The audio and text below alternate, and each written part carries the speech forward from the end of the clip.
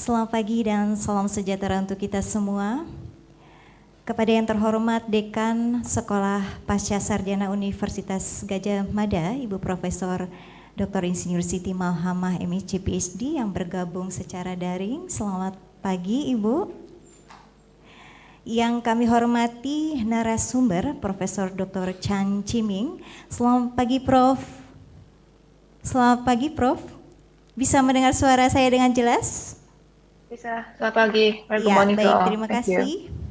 Yang kami hormati moderator Ibu Dr. Hilda Ismail dan Bapak Dr. Tri Kuntoro Priambodo MSc, Ketua Kegiatan Public Lecture Ibu Dr. Dina Ruslanjari, rekan-rekan mahasiswa khususnya mahasiswa baru semester genap tahun akademik 2022-2023 dan seluruh peserta baik yang mengikuti secara luring maupun secara daring. Baik, kami mengucapkan selamat datang dalam acara Public Lecture MindTech for Success in Your Study yang diselenggarakan oleh Sekolah Pascasarjana Universitas Gadjah Mada pada hari ini, Kamis 16 Februari 2023 di ruang auditorium. Tentunya kami mengucapkan selamat bergabung kepada para mahasiswa baru semester genap tahun akademik 2022-2023 dan menjadi bagian keluarga dari Sekolah Pascasarjana UGM. Ya, selamat datang kami ucapkan kepada Bapak Wakil Dekan Bidang Akademik Kemahasiswaan dan Kerjasama Bapak Dr. Widianto Dwi Nugroho.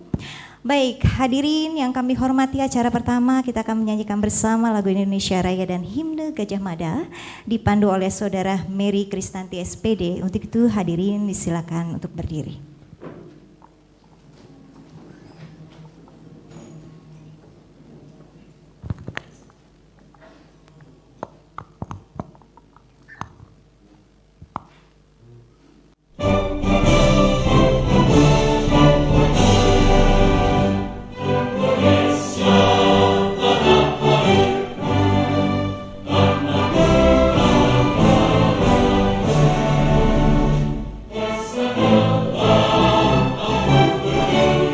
Recording in progress.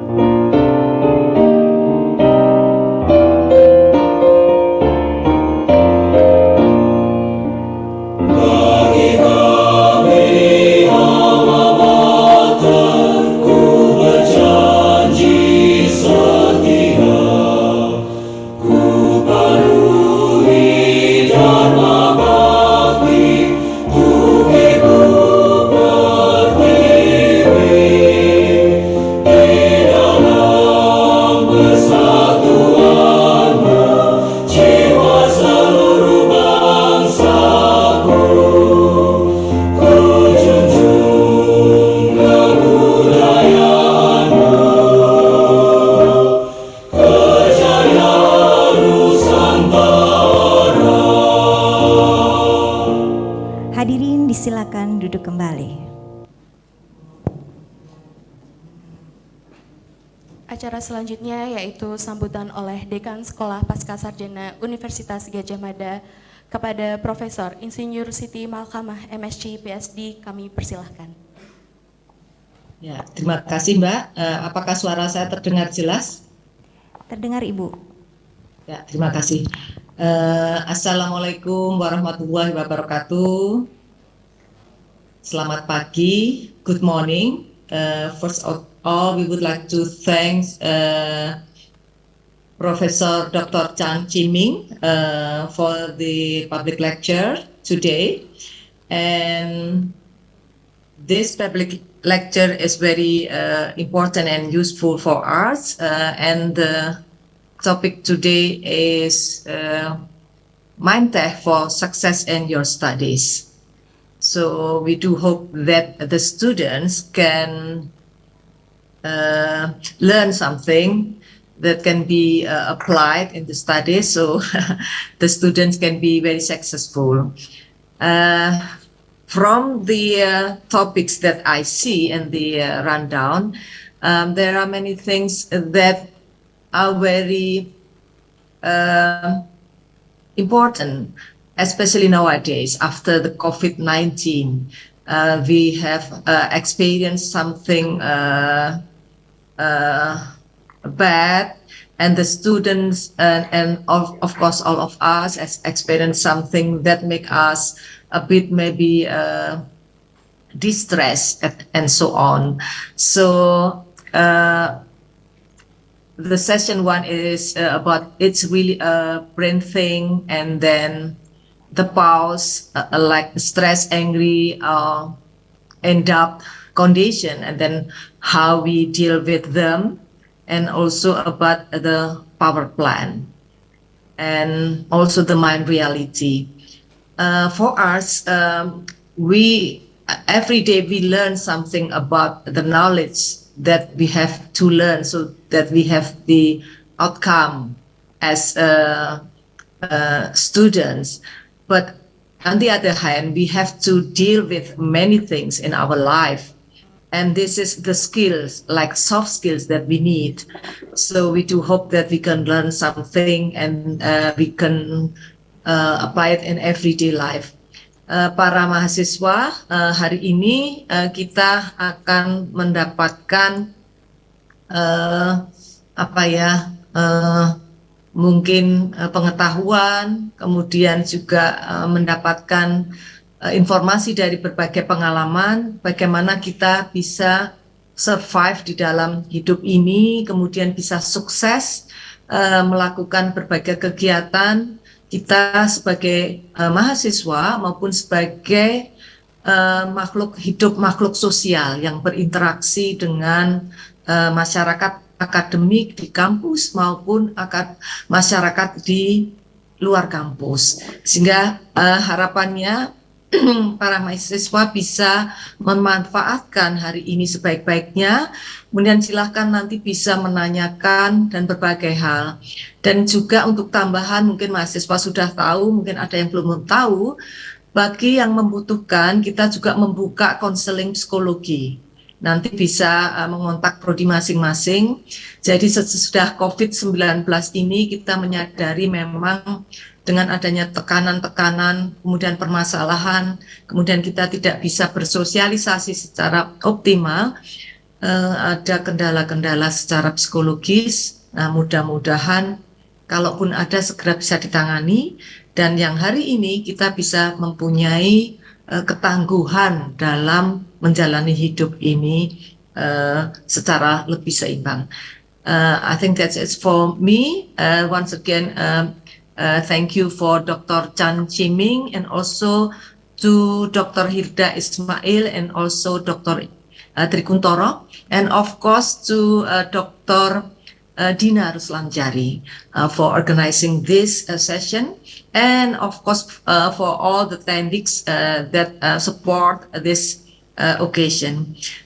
Hopefully everything's going well, and thank you very much. Assalamualaikum warahmatullahi wabarakatuh. Ya, kita berikan tepuk tangan untuk Ibu Dekan. Terima kasih kepada Ibu Dekan Sekolah Pasca Sarjana UGM. Baik hadirin Bapak Ibu yang berbahagia, kita akan memasuki sesi 1 dan sesi 2 Public Lecture MindTech for Success in Your Studies. Tema yang sangat menarik, begitu teman-teman semua ya. Baik, untuk sesi 1 dan sesi 2 akan mengambil tema tentang It's Really a Brain Thing, dan sesi kedua dengan tema The Pause. Dengan narasumber kita Profesor Chan Chiming, beliau dari University Tun Hussein on Malaysia. Namun sebelumnya kami mengundang moderator sesi pertama dan sesi 2 yaitu Ibu Dr. Hilda Ismail APT MSI untuk maju ke depan di tempat yang sudah disediakan. Sebelumnya izinkan saya untuk membacakan profil singkat beliau. Ibu Dr. Hilda Ismail, beliau adalah dosen di Fakultas Farmasi Universitas Gadjah Mada sejak tahun 1993.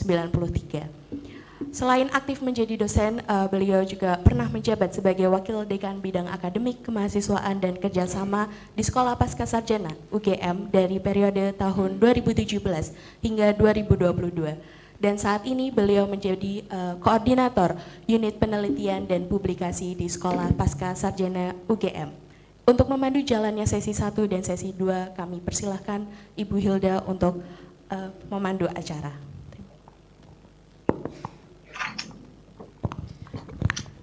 Terima kasih Mbak Indri sebagai MC. Assalamualaikum warahmatullahi wabarakatuh. Selamat pagi, salam sehat, salam sejahtera untuk kita semua. Good morning, Professor Chan. It's nice to meet you here, although you were there, but we can be together this morning to pass this very nice session, I hope. Adik-adik sekalian yang saya sayangi, Bapak, Ibu yang ada di sini, yang terhormat Bapak Widi selaku WD Akademik Kemahasiswaan, Bapak Tri Kuntoro selaku moderator, dan Bu Dina Ketua Panitia. Terima kasih atas kepercayaannya dan kesempatan baiknya untuk saya menjadi moderator pada pagi ini. Acara ini nanti akan dijalankan dalam bahasa Inggris nih, karena I said that this session will be in English, yes, Professor Chan. Professor Chan is from Malaysia, and I think she can speak bahasa Indonesia. She can understand bahasa Indonesia well, but it will be more convenient for her to speak in English. So kita akan dalam bahasa Inggris. Saya akan mengantar ini campuran bahasa Indonesia dan bahasa Inggris ya. But before we start the session, I think I have to read your CV first. That I think is quite interesting. Yeah. There is a very long CV of Professor Chan that it's impossible for me to read it all. But what I read here is that Professor Dr. Chan, she is working in the Faculty of Engineering Technology. So she is in the Department of Civil Engineering Technology. And then she got this PhD, dapatkan doktornya dari Sheffield University di Inggris, di UK. Dalam bidang geoteknik. It is right, Professor Chan. Then it will be very interesting to understand also. I think you would tell us how is it going that you from the geotechnics, and then it will be very expert in this kind of matter about the MindTech, about the NLP, is this right? The neural language programming. Then I believe that what you will tell us will be very interesting, and mostly it will give more motivation for us, for the students, to get through the time studying here and to get the best result of this. So I think I will not take this time too long. I will give the time to Professor Chan, and as we have discussed, Professor Chan will take over all of the station. I mean there will be, nanti akan ada semacam tugas atau apa yang semuanya akan diberikan oleh Profesor Chan, dan tanya jawab nanti akan di paling belakang, sehingga dalam sesi 2 jam ini akan dihandle oleh Profesor Chan gitu ya. Okay, Professor Chan, it is very nice to have you here, and I give the time to you, please. Thank you very much, Dr. Hilda. A very good morning to everyone. Thank you very much for sharing your space and your time with me this morning. Can you hear me clearly? Is it good? It's very good. All right. Okay, right. Thank you. So once again, thank you very much, Dr. Makama, Dr. Dina, Dr. Hilda, Dr. Triguntoro, and everyone, especially who has been helping me to make arrangement for this event to happen virtually, to happen online. And of course, with the dear students who are present today, whether you are there in the very beautiful hall that I can see in the video here, or you are in various places and being with us today online. So thank you very much for spending some of your time this morning until 2 o'clock Indonesian time. So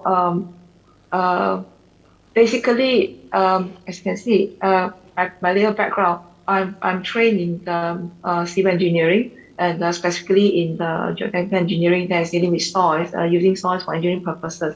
So I won't be talking or boring you with that today, obviously. And as Dr. Hilda rightly pointed out, and as highlighted by Dr. Makama in the opening speech as well, that today, especially post-COVID pandemic, things have changed significantly in the world. All right. Yes, I think we all have to agree. 2 years of virtual lockdown, physical contact coming to almost zero among all of us, let alone cross-border traveling. It has made us change our way of looking at life, and this is especially so in the universities. Betul anak-anak semua. Cara kita belajar, cara kita berkomunikasi, cara kita nak submit assignment, nak submit homework, right? Things have changed significantly. And that is about studying in terms of our life in general, the way we socialize with people, the way we buy things. We don't usually buy things online that much, right? But now, practically everything we buy online, we don't even go to the shops anymore because everything can be sent to our house. Oh, personally, the most amazing thing that I bought online were pet turtles. Kura-kura. Seriously. Yeah. So these are live pets that people can actually send over, and you order today, tomorrow, within 12 hours, you actually receive your pet alive. So things like that.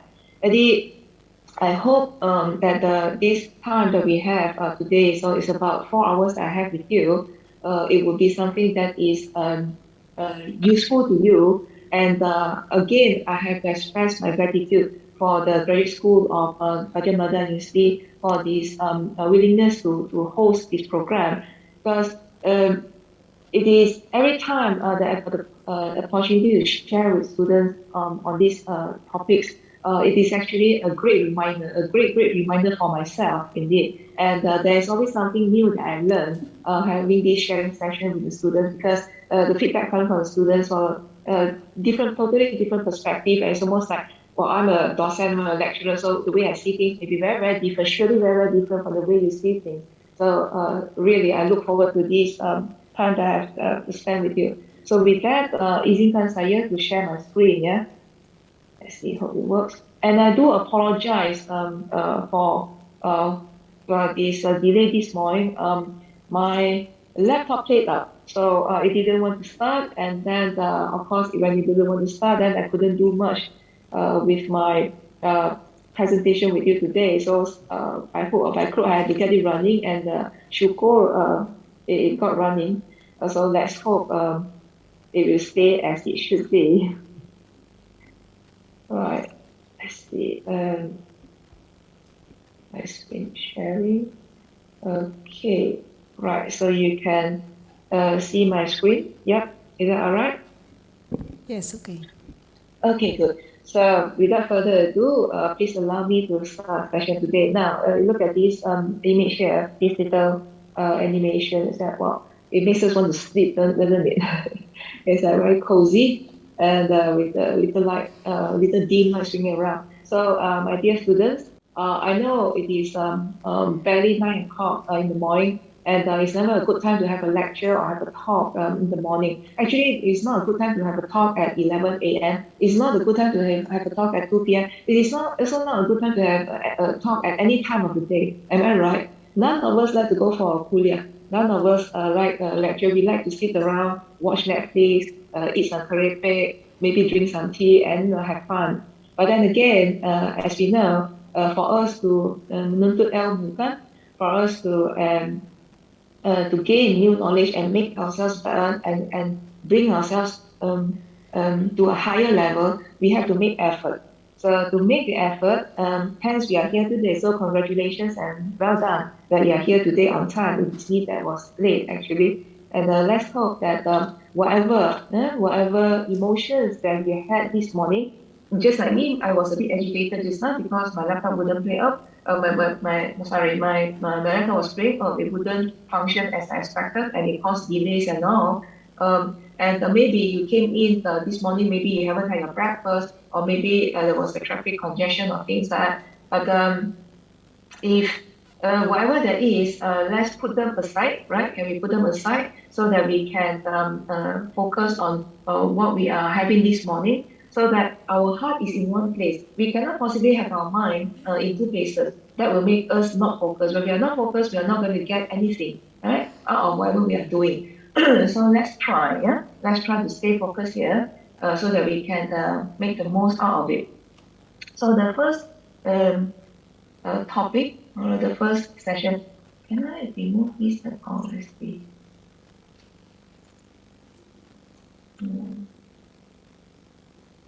Okay, so the first slot for our sharing is about the brain. As I put the title in as it's really a brain thing. So for this slot, first slot here, my dear student, really we are trying to check out how our brain actually functions. Of course, the brain is a very complex an organ. In fact, it is the most complex organ in our body. So when Einstein died, he donated his brain, literally his brain, donated to the scientific community to conduct investigation to see why he was such a genius. So actually, his brain was being sliced up and preserved in glass plates, and they are all over the world by all the leading laboratories on neurosciences and all for examination. But until today, we still don't get it, really. Why? I guess because it's the black box of God, right? Our brain is what makes us human beings. So maybe that's why we could never unravel the mystery. And maybe it's better that we do not unravel such mystery and start to play God on earth. But anyhow, Einstein said this. He said that education is not the learning of facts, but rather the training of the mind to think. That is why we need this program, the MindTech, where we try to educate students on how to think instead of just rote learning, instead of just trying to memorize the lessons, instead of just trying to score A plus or trying to score 4 flat in our examinations and all. But coming out of it, not being able to think for ourselves, not being able to think critically, not being able to handle situations that life will throw our way one way or another, right? So very quickly, let's take a look at the two main parts of our brain that actually make us who we are, right? First is the amygdala. So this term, amygdala, is actually, if you Google it up, you can see that it's spread out on the both left and right side of our brain. So the amygdala is what we call the reactive brain. It actually helps us to live in the present. So if we are living in the present, meaning that we are very perceptive, we are very aware, we are very conscious of what is happening around us, right? If that's the case, then automatically we know that it is extremely fast moving. The moment your eye catch on something, you start thinking of that. The moment your ear hears of something else, your mind will shift and start to think of something else. Do you see that? I think the fact that now you're listening to me, if somebody suddenly opens the door and shut it loud, your eyes will keep, you will definitely turn your head and look at the door, right? And you will lost focus on what I'm saying here. So that is your amygdala reacting, right? And having said that, we can see that it is very self-involved. It is all about I, me, myself. Very kedekut punya I, selfish in a way, self-centered, all about me. Because that is our protective side of the brain. Why? We shall see later, yeah? And because it is so quick in taking out the stimulus out there, it is actually a random task switcher. Meaning what? It can switch from one thing to another very quickly without us able to control it. So it's more like now I'm listening to a lecture, a Korea, and then suddenly I hear a loud bang, bang out there. I will quickly turn around and look. I may even, without realizing, jump out of my seat and run to the window and see what's happening out there. So it can actually swap, right? Swap from one thing to another without me able to control it. Why? Simply because the amygdala makes us highly, highly reactive. Reactive. So the word is reactive. There is an action out there, there is a stimuli out there, it will actually make me react to it. So almost like I am not even thinking about it. Right? Can you process that? Good. Then we go on to the partner, or rather the twin of amygdala, that's the prefrontal lobe. Now the prefrontal lobe, or as the name will depict, it is actually more on the frontal bit, the front bit of our brain, but the whole thing is actually at the top. So what does this do? This part of the brain has got limitless capabilities, it is highly imaginative, it's very creative. Now, anak-anak semua, if we think about it, if it is about me being creative, me being imaginative, does it take time for us to imagine something? It does, right? It is not like apple, orange, papaya, no. It's like, I think an orange, I may start thinking of Snow White, I may start thinking of, oh, it's supposed to be a red apple or green apple or half green, half red. You see, we start to imagine, and it actually takes time. And when we are doing such a pondering, we notice that we are going slow and deliberate, right? Slow. Kami master dia perlahan, deliberate, purposeful. It's very purposeful. I'm thinking about something.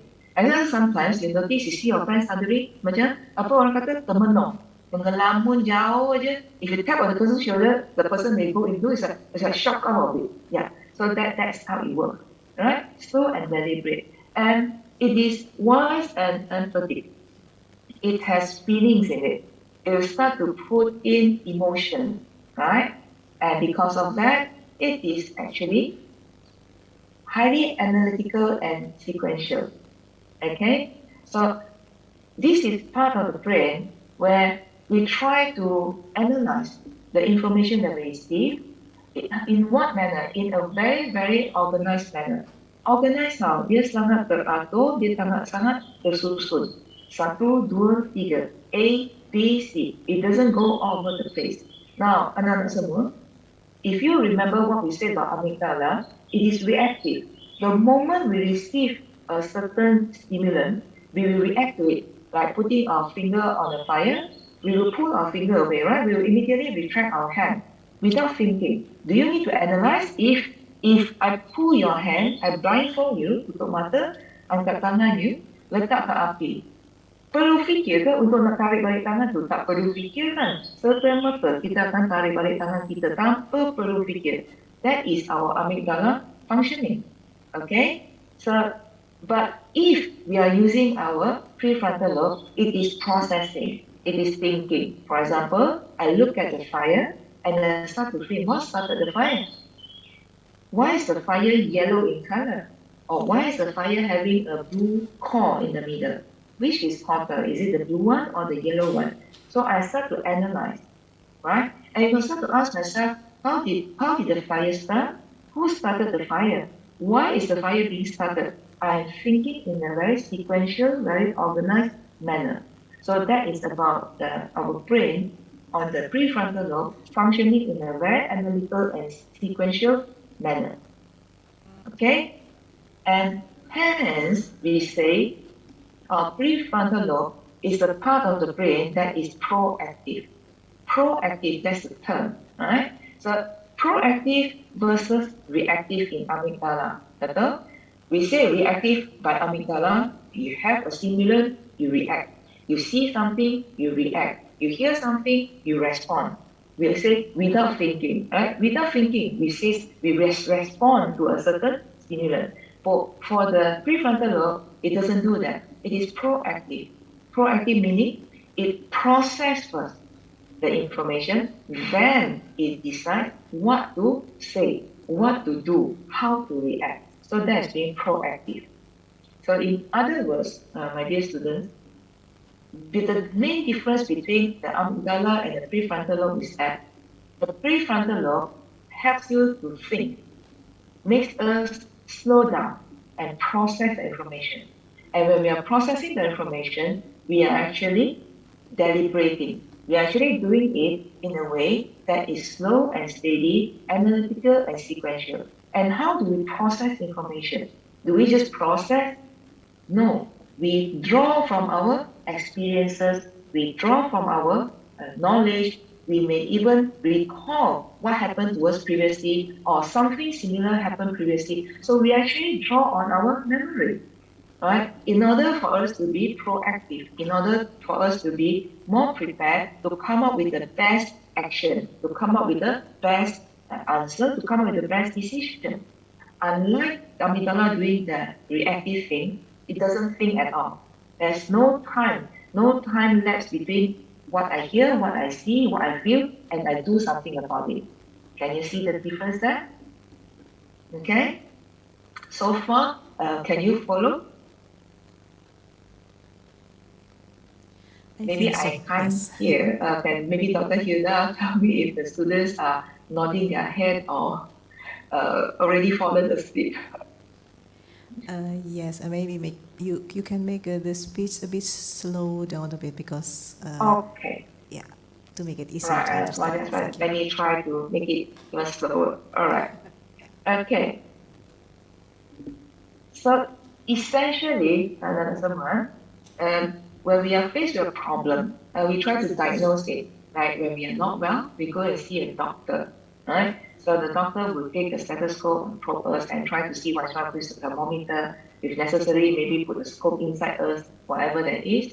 Why? Because they want to diagnose the cause of the problem. And for us, when we are in facing problems, we should be looking at it from different perspective, what we call multiple facade, right? And then we try to develop a comprehensive action plan.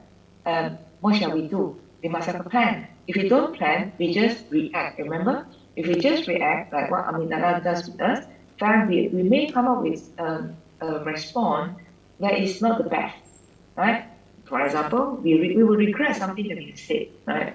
We sometimes do that. I shouldn't have done that. Tidak patut saya buat segitu, or I shouldn't have said that. Tidak patut saya berkata segitu. Right? Maybe we say something, we hurt somebody because of anger. As I say, for example, if we are angry, we tend to say things that we don't mean. We just say it because we are angry, right? And a lot of times, when we say something when we are angry, we tend to hurt the other person. And that is not very nice. As I said, when we are angry, try not to say anything. Try not to say anything because the things that we say when we are angry, more often than not, something that we don't mean it. We don't mean it actually. Okay? Anyhow, when we try to solve a problem properly in the correct manner, it usually follows a step-by-step process. It probably follows a certain problem-solving framework. And the output is what? The output is that we have multiple possible solutions. So that is what we want actually, the multiple possible solutions. If we do not take time to process, to investigate, to explore a problem, we may come up with a solution that is not exactly the best. All right? Not exactly the best meaning that it has a lot of loopholes. You come up with a solution, it causes more problems, for example. So it is always wise, it is always good to come up with multiple solutions, at least 3 options, okay? At least 3 options for ourselves so that we can have a choice of what is the best. Or sometimes when we come up with multiple solutions, we can even combine 1 or 2, or combine the best of the 2, so that we come up with so that the solution that we eventually implement is the one that is the best for the problem that we have at hand. Okay? And having said all that, we have gone through looking at in basic, how does our brain work, right? And then we look at how do we actually respond? Why do we respond in a certain way? Why do we respond suddenly, very quickly? And why is it that sometimes we can think very deep about something? We give ourselves time, and then we think through carefully before we come up with a solution.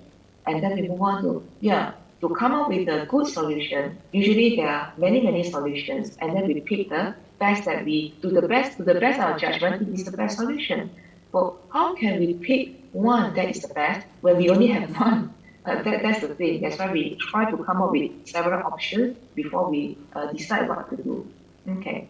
Now, allow me to share with you a little bit about why then can't we focus? Why then when we we are in face of a problem, we find ourselves having trouble to focus and handle it.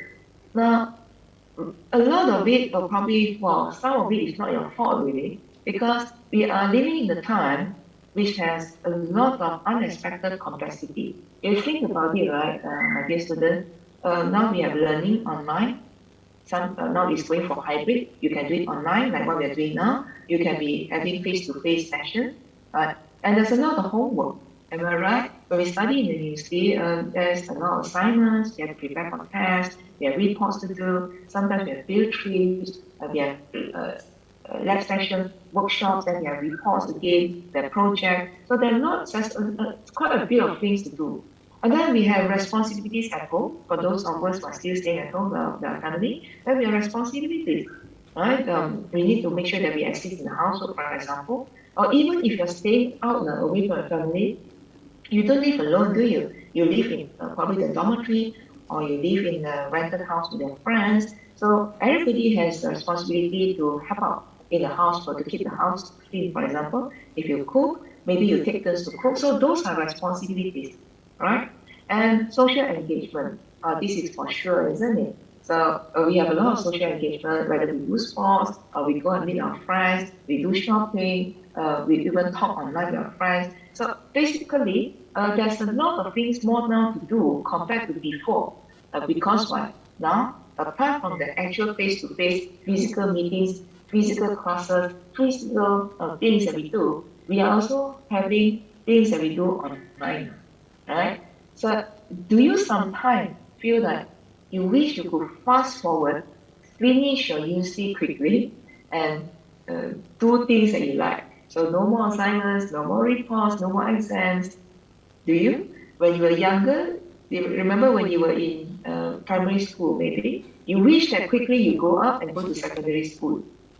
When you're in secondary school, you wish that you can fast forward and quickly go to university so that you don't have to wear uniforms anymore, for example. But then we realized that from primary school to secondary school, maybe to high school, to university, the pattern repeats itself, meaning what? We always want things to quickly go past us and then we move on to the next stage. Why? Because we are hopeful. We are hopeful that the future is better than what we are having now. But then we realize that it doesn't work like this. Why? Because the complexity will just come along with every stage of our life. And in fact, this complexity will come very fast. Sometimes we think we cannot handle it and we become stressed out. Or sometimes we feel bored. When we start to feel bored, rasa bosan, it is because we feel that it is not complex enough. I've done all this before, seen it all, been there, done it. It's not new for me anymore. So you feel bored about it. So either way, either it's too fast for you or it's too slow for you. And all these are coming with what? They are coming with independence as you grow up. As time passes, you grow up, and as you grow up, you become more independent, right? You grow into a young, you become more independent, and there are more complex relationships around. Maybe you have a boyfriend, girlfriend, some of you are married, even your relationship with your family, your friends, your classmates, financial situation, coming out from the COVID situation. Sometimes some of us, some of parents, maybe they have lost their source of income. Maybe we are not so well anymore. We can't work as hard as before, so we may have some financial difficulty. What about coming career, family, etc., etc.? Just plenty out there to make us feel like maybe it's very tough to want to manage them. If we look at this graph here, yeah, my dear students, this is how we can simplify the whole thing in terms of complexity. On the y-axis, you can see it's about the level of complexity of my life, right? On the x-axis is, I feel I can handle it. How well can I do it? Is it at low level or high level? Ideally, as the complexity of our lives increase, we hope that we can cope it well. So we can have a good balance here. As it gets more and more complex, right? We also get more and more competent. So the middle zone here is good. But if we fall into the upper or lower zone, then we got to be more cautious. Meaning what? If we are in the upper zone means, and the complexity in our lives is pretty high now, right? For instance, from secondary school, high school, we go to university now, things get a lot more complicated, but I can't deal with it. You see, my level of handling it is still very low. So that is why things are complex, I can't manage it well, I'm stressed, I'm anxious. But what about the lower end? Things are not so complex. You see, the level is still very low, but I'm getting very competent. I'm getting very advanced now. I can deal with it. I'm stronger. I've grown up more. I'm more mature now. I can do it. But I feel not challenged. In fact, I feel under challenged. So under such circumstances, you may feel bored, right? So that's why we said, my dear kids, we should be having a good balance in the middle there and not at the top or at the bottom. What is the second source of complexity or problems that make us not being able to focus and deal with our life appropriately? The unprecedented connectivity. This is something that we all have to face, right? As I mentioned at the beginning. After this pandemic situation, we get very much online, right? Meaning that we are very, very connected. There's a massive digital connectivity, whether we used to be just our mobile phone. Now there's plenty of apps. And then if we go for classes and all, we have our laptop and our handphone connected. We do that for our learning, for our entertainment, for our social life, for managing our finances, and all sorts of other things in our life. So these ringtones, the beeping sound, the vibration, the notifications, they are there all the time. It doesn't mean that our phone doesn't ring, we are not connected, right? We know it's set in silent mode, it has this vibration going on. So every time it vibrates, we know that, oh, there's an incoming message, oh, there's something that I need to respond to, oh, there's something that I need to do. So in other words, we are just connected all the time. Is there a problem with that? Well, there can be a problem when we have unintentionally, tak sengaja, tak sedar pun, we have built up these digital habits. And these digital habits, when we say habits, mean that we don't realize it anymore, we just do it. That every morning, when we get up, first thing we wash our face, we brush our teeth. Do you need to think to do it? You don't need to think about it, right? You just do it, because that is what you automatically does. So this is the same thing here, becomes a habit, digital habit. The moment my phone vibrates, I have to pick it up. The moment my beep tone comes, I must answer it. I cannot help it. So this can negatively affect our brain and our nervous system. Why? Remember our friend amygdala up there in our head? Amygdala will respond, it will react. Right? So if we are not careful and cultivated these digital habits, we actually make our amygdala to become overstimulated. Every 2 minutes, the phone wants to vibrate. Every 3 minutes, it wants to ring. Every 5 minutes, I need to check my FB. Every 10 minutes, I need to check my Insta. Oh, that gets very, very tiring. We don't realize it. We feel excited because of our adrenaline pumping. Every time there's a beep tone, I need to check what is new, what is the latest. You see? So there's an addiction to the digital stimulation, which is even scarier than the stimulations out there that we usually can see, can feel, can hear, can smell, can taste. Because this is tasteless, smellless, you can't really see it, it's all virtual. So if that is happening, we are actually in a state of constant high alert, and that can be dangerous. And if that is to persist, then we need help. We really need help. In a case, if we are always, we cannot realize that we can't not look at our phone. We cannot, if it's in our pocket, we cannot help it. We must take it down. We just have to have it in our hand and staring at the screen. Then we are probably in a bit of a trouble there. So all this put together, what we are seeing now is that we have a lot of work, aren't we? Mahasiswa, right? Students, a lot of work. Sometimes we feel we may be overloaded, we feel overwhelmed so much. And there's distraction. Why? There's entertainment, we have our social life, and all these come together, it can make our amygdala goes into hyper mode. And our prefrontal lobe is also working very hard. Why? We are overreacting, sometimes without thinking, and some of the things sink in, and we start to think about it too much, unnecessarily. When all these are going on, macam mana nak tak stress?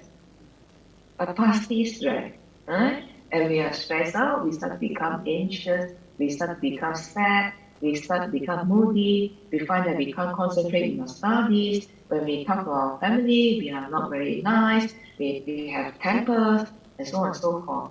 And that is why, as you can see, my dear students, it is important, it is very important for us to pause, just pause and check ourselves. Are we being overstressed, overwhelmed with all these digital connectivity now, which actually can be controlled, right? Can be controlled. So next, let's take a look at the very popularly talked about left and right brain. Okay, so before we go into the technicalities of that, let me share with you a little story. It's about a basketball game. Have you ever wondered why do we need a basket? Huh? A boy went for a basketball game with his father, something like this, as you can see in this picture here. And they were watching the game, everyone was cheering for their favorite team and all.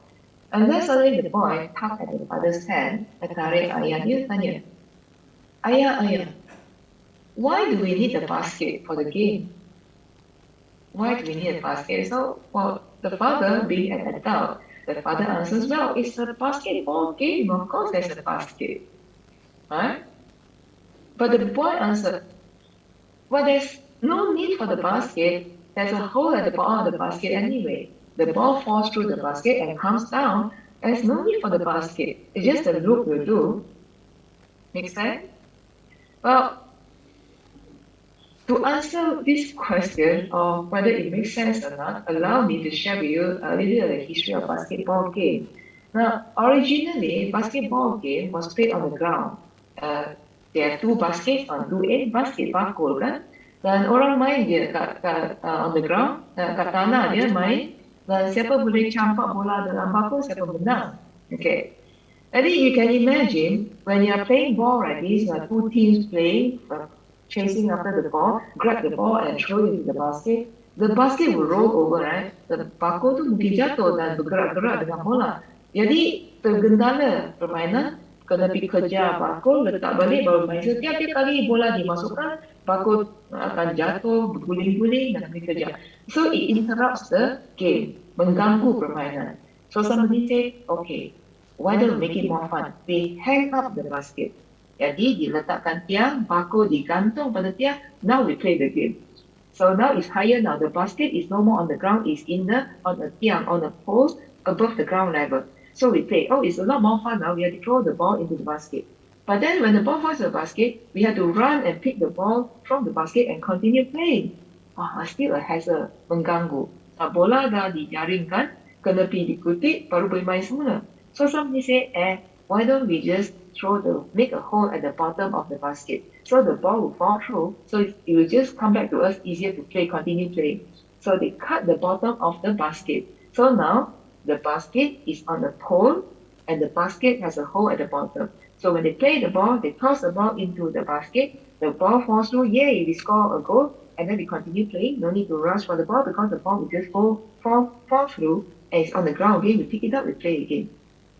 That was how basketball game evolved. So today, when we look at it, do we still need the basket? Maybe not, right? So having said that, so I said logic is not always the best way forward. A child, a little boy, he does not think along of logic, right? He thinks very much in terms of creativity, imaginative, right? It's like, why do we need the basket at all? Right? A pole, maybe you just put the ring there, just drop the ball into the ring and that's it. There's no need. Right? There's no need for us to have a basket or have the net there anymore. So the net is actually the remnants from the basket that they cut off the bottom. And the net has no function anymore today, actually. Alright? Excuse me. I see And excuse me, it is very interesting, but may I explain this in Bahasa Indonesia because I want the students completely understand what this, ya? Okay. Jadi mengenai basket Yes, itu dulu please, sejarahnya mereka main masukkan bola ke dalam keranjang, ditaruh di bawah. Lama-lama keranjang itu kan jatuh, harus guling-guling segala macam. Kemudian ada yang dapat ide, si keranjang diikat ke tiang begitu ya, agak tinggi. Nah kalau bola masuk ke dalam keranjang kan harus ada yang ambil lagi, karena dia mentok di situ. Terus ada anak kecil punya ide, gimana kalau si keranjang bawahnya dibolongin, jadi siapa pasti masuk, belum ke bawah nggak usah ada yang ambil lagi. Jadi itu idenya bagaimana dia kreatif melihat masalahnya adalah gimana masukkan si bola ke dalam lingkaran yang sekarang jadi lingkaran saja, tidak perlu dengan basket utuh. Kira-kira itu, jadi kreativitas si anak melihat kasus itu. Okay, you can continue, Professor Chan. I'm sorry, because I Thank think you it's very very much, Dr. important to introduce the topics, then I want to make the student understand. Okay, please. Thank you very much. That is most helpful. I hope the students get the story, Right. Thank you, that. So now, let's take a look at the right brain and the left brain. Very quickly, if you look at this, right, the left brain, we all know, is the analytical brain. We call it the scientist brain. That is a part of the brain that is analytical, strategic, practical, it thinks, it is very realistic, it is very logical, okay? The right brain is what we call the fulfilling right brain. It feels, it has emotions, it has passion, it yearns for something, it likes colors, it likes music, it is highly imaginative, it is very much about art, it's about creativity, about imagination.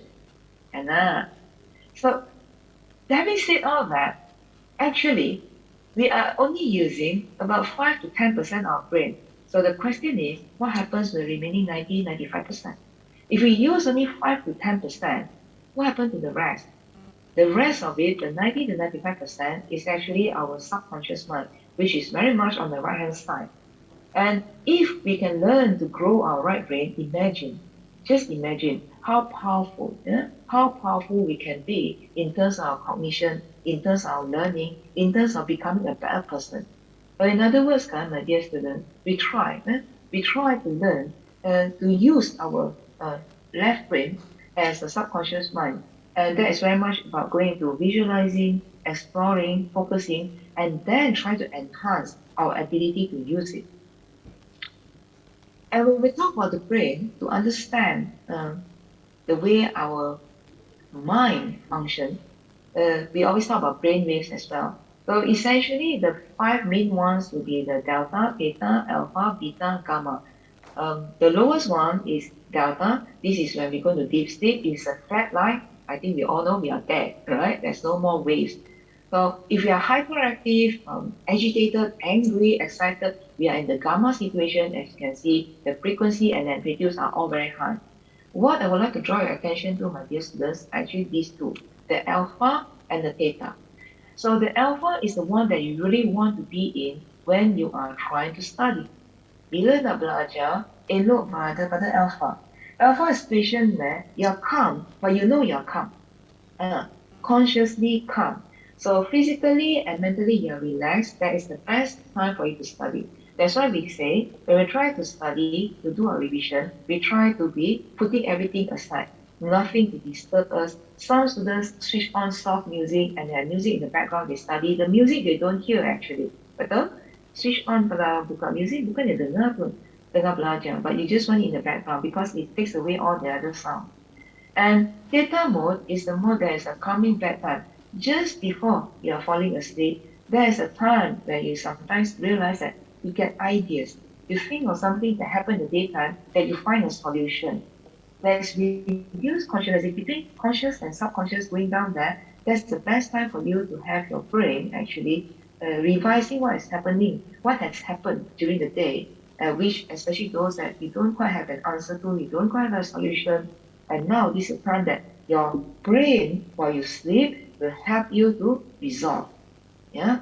So do you realize, kids, that sometimes when you try to fall, when you're falling asleep and you terjaga, you terget up. It's like you try to say, it's like you have the sensation of falling and then you get up.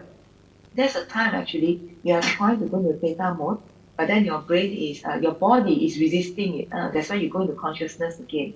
All right. So alpha mode, my dear students, if I share with you, is something that you can achieve when you are doing a repetitive movement as well. For example, those who love to run, go jogging in the evening or in the morning, you notice that when you are running, because you are doing it without having to think about it, you need to think to run, you don't have to, especially those who are doing it daily, you're already used to it. When you're running, you notice that you can process a lot of things in your head. You may think of a solution to a mathematical problem that you were having before you started your run. You may come up with ideas on a certain problems that you have to resolve. That's why you notice that when you're doing something that is calming you, right? Calm. You don't have to think of complex things. Is you're doing something without having to think about it, like running. Maybe those who like to sew, maybe those who like to cook, something that calm you down, almost like a hobby. That is a time that you are very, very calm, very, very relaxed. So that is the time, best time to actually come up with solutions. That's the best situation, best brainwave to have in order to study. Alright?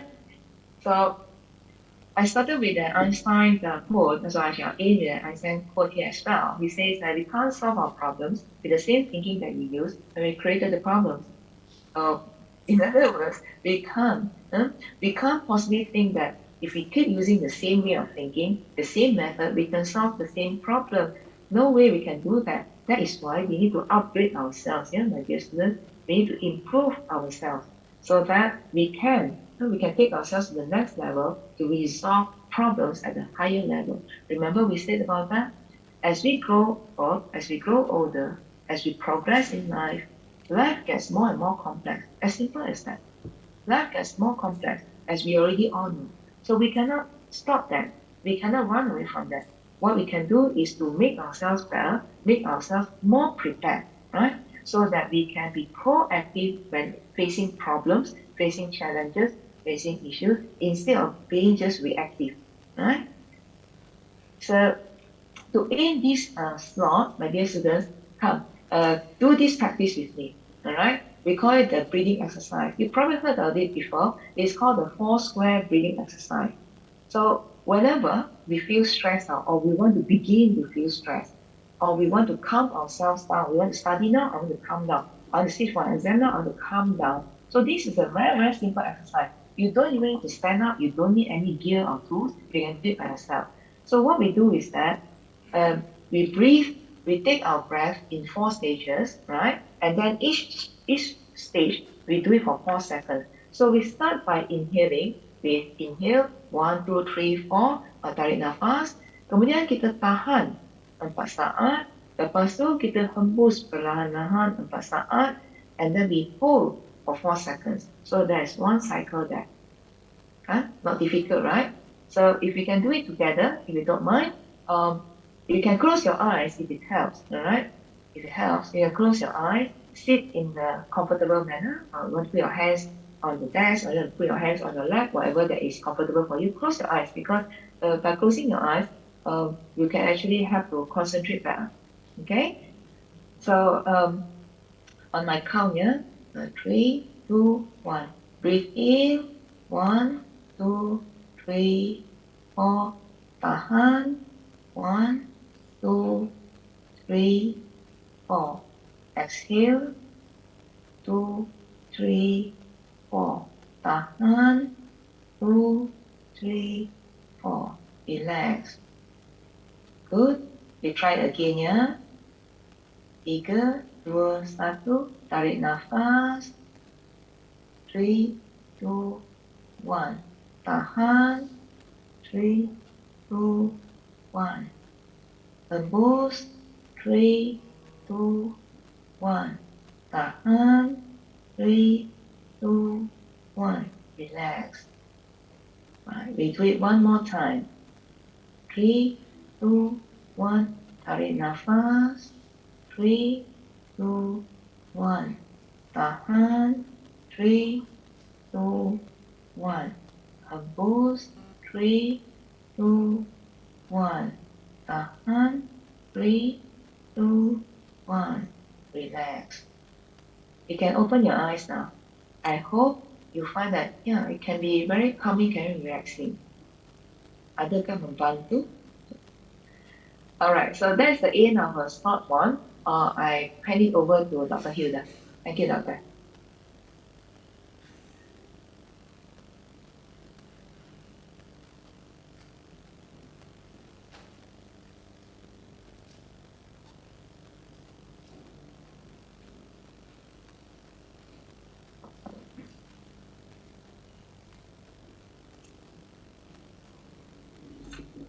Or you have any questions for me?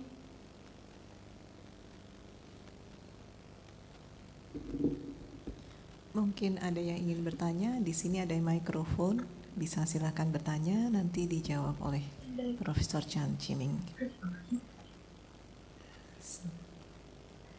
Kalau belum ada yang tanya, may I have my questions, Professor Chan? Yeah, there is one on the Oh yeah. on that on the chat in the Chat chat box. Let me just try to pull it up. Just a minute. Yeah. Okay. Ragil, what is the best way to train and optimize the function of amygdala and prefrontal lobe daily become impactful and meaningful so that we correlate our level of self-consciousness? Okay, right. That's a very, very good question actually. Now, the we now it is not so much about trying to connect amygdala and prefrontal lobe. It is actually more about trying to uh, control our amygdala so that we spend more time to process the information instead of being reactive to it. So I'll just stop sharing for a while. Okay. Now, uh, what we're trying to say is that amygdala is actually a fight or flight mode or fight or flight part of our brain. It's fight or flight. Sama ada saya berlawan ataupun saya lari. So actually it's a survival tool in our brain is naturally there so that in face of threat, in face of danger, we will save ourselves. So it's actually good for us. It's just that today, human beings have advanced so much that we are not so much, we are at the top of the food chain, we are not so much threatened by animals anymore. Dulu, our ancestors, maybe they had to run away from animals and all, yes, then we have to be cautious about that. So for the prefrontal lobe, it is about processing. So there's a part that we can train ourselves to slow down. So for example, if something happened, or I want to get angry. Let's take this example, right? Something happened, someone said something, I want to get angry. So that's my amygdala. I want to be reactive. I want to say something back and hurt that person who says something that is hurtful to me, right? So before I want to say that, you may want to try this. I count.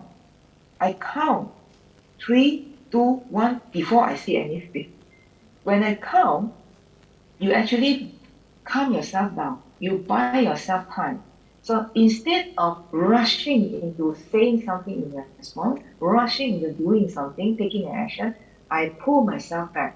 And how do I pull myself back? By counting. I will only respond after counting 3, 2, 1. So when I am counting, like we say, our brain cannot do two things at the same time. When I'm counting 3, 2, 1, can I think of what to say to that guy? I can't. So actually, I stop myself from arranging bad things, bad words to say to that guy. Correct? Because I'm counting. And when I'm busy counting, actually, I'm slowing myself down. I'm slowing my heart rate. I'm calming myself down. Saya cuba untuk mententeramkan diri. Until and unless we are calm down, we are going to be reactive. That's the thing. Right? We are going to be reactive. And there are many ways that we can actually train our mind to analyze and to process information in a systematic manner. So later on, we shall see in the next second slide, I think second or third slide, we shall see how we can actually do that by arranging the things that we need to do in a structured manner so that we do not have so many things in our brain that we don't know which one to think, which one to process. Right? I hope I answer your question there.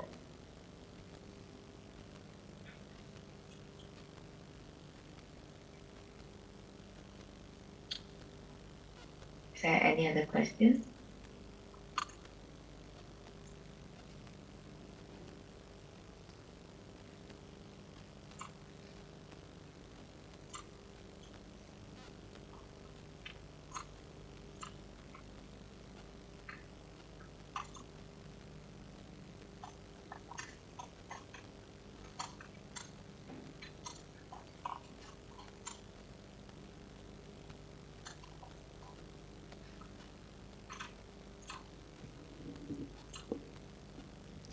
I think a question about the procrastinating habit. Maybe ini menunda pekerjaan ya. Maybe Okay. Professor Chan can Procrastinate, yeah. All right. Thank you, Dr. Hida. Thank you for the question. Procrastinating. Kenapa kita suka melengah-lengahkan kan? Kita suka lengah-lengahkan. There are a few reasons. One of the main reasons is that we as human beings, we like to be comfortable. I said, we like to sit down and watch Netflix instead of doing assignment. We prefer to sit down and talk to friends, sembang, uh, having a good tea time instead of going for a lecture. So that's human being. By nature, we like to be in a comfortable, safe zone where we don't have to exert ourselves, meaning that we don't have to exert in terms of thinking, we don't have to exert physically, we don't have to run, don't have to chase, don't have to sweat, don't have to think, we like to do that. That's why television series, movies are very, very entertaining because we don't have to think. We just let the movie help us think. All we need to do is to watch. Yeah. So now procrastinating, right, is in us. So we don't have to feel bad about it. It's okay. The thing is, how can I make myself not so bad in procrastinating? Because we know when we procrastinate, we put what we need to do today to tomorrow. Tomorrow has got tomorrow's task. Then tomorrow and the day after tomorrow got to the day after tomorrow's task. If we put them together, they will accumulate. Eventually, one work become two, three, four, become like a hamburger. We cannot do it anymore, and then we give up, and then we feel bad about ourselves, right? Yeah. So you're all good students. No one wants to procrastinate. It's just sometimes I cannot help it. Really, we cannot help it? No, you can help it. You can really, really help it. By what? By making a proper plan. This is something that's why I really hope that I think it's a second or third slot. We talk about planning. When we have things sorted out, then we will cope. It's a kind of like write down all that we need to do. Write down all we need to do, put it in a timeline, prioritize them. Which is the most important to do now, which is second important, third important. And then we focus on the priority, following the priority. Paling penting buat dulu. Kemudian buat yang kedua, ketiga, keempat. Kalau semua dalam bercampur aduk, all messed up, we don't even know which one is the most important. We may end up doing the one that is not so important first. And then we miss the deadline for the most important. How often that happens to us, right? Nampak tak? It happens to us. And then when that happens, we feel down. Kita rasa kecewa. When we feel down, we take it slow. It's like, I can't do this. Then we become procrastinating even more. So it's a compound effect. It's something like a domino effect. It gets worse and worse and worse. That's why we can't let it start. Yeah, we can't let it start. So one of the best ways to fight procrastination is to have a plan. What kind of plan? Not a plan that your docent give you, not a plan that I make for you. No, a plan that you make for yourself.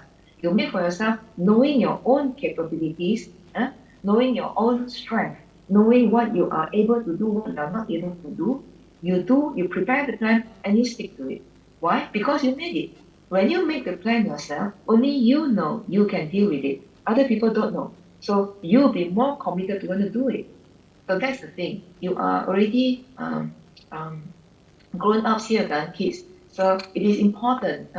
It's important while you learn to be independent, more and more independent, you must learn to take charge of your life.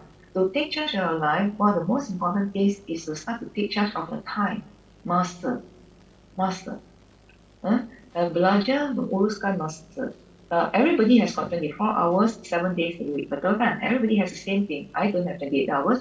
Dr. Hilda doesn't have 27 hours. No, we all have the same hours every day. Everybody has the same amount of time. So we got to learn about managing it. So one of the best ways is having a plan. So hopefully the subsequent sessions will be able to share about that. Yeah, Yulia. I hope that answers the question. Is there anything else that you would like to discuss about? There is one question from the students here. Silakan Mbak, mungkin ke mikrofon di sana. Mau disampaikan dalam bahasa Indonesia atau bahasa Inggris? Ya, makasih. Silakan.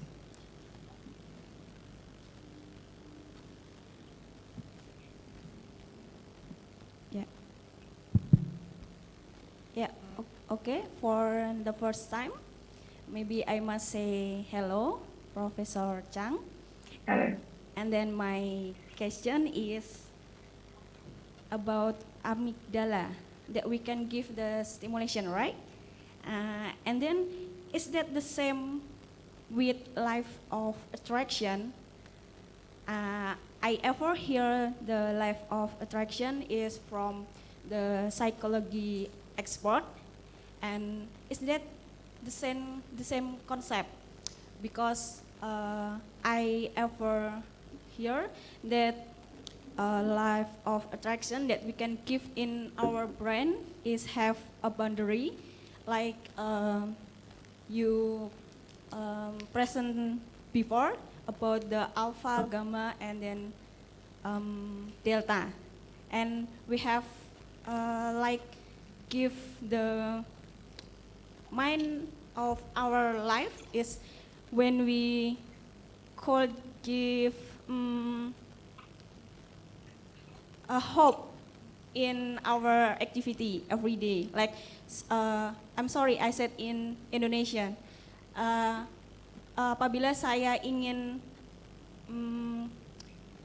sekolah di Universitas Gajah Mada, maka setiap hari saya akan memikirkan saya akan sekolah di sana besok, tahun besok saya ingin sekolah, maka setiap hari saya akan mengucapkan itu, dan mungkin itu akan membangkitkan keinginan, kemudian menimbulkan juga suatu stimulasi untuk berusaha, seperti itu.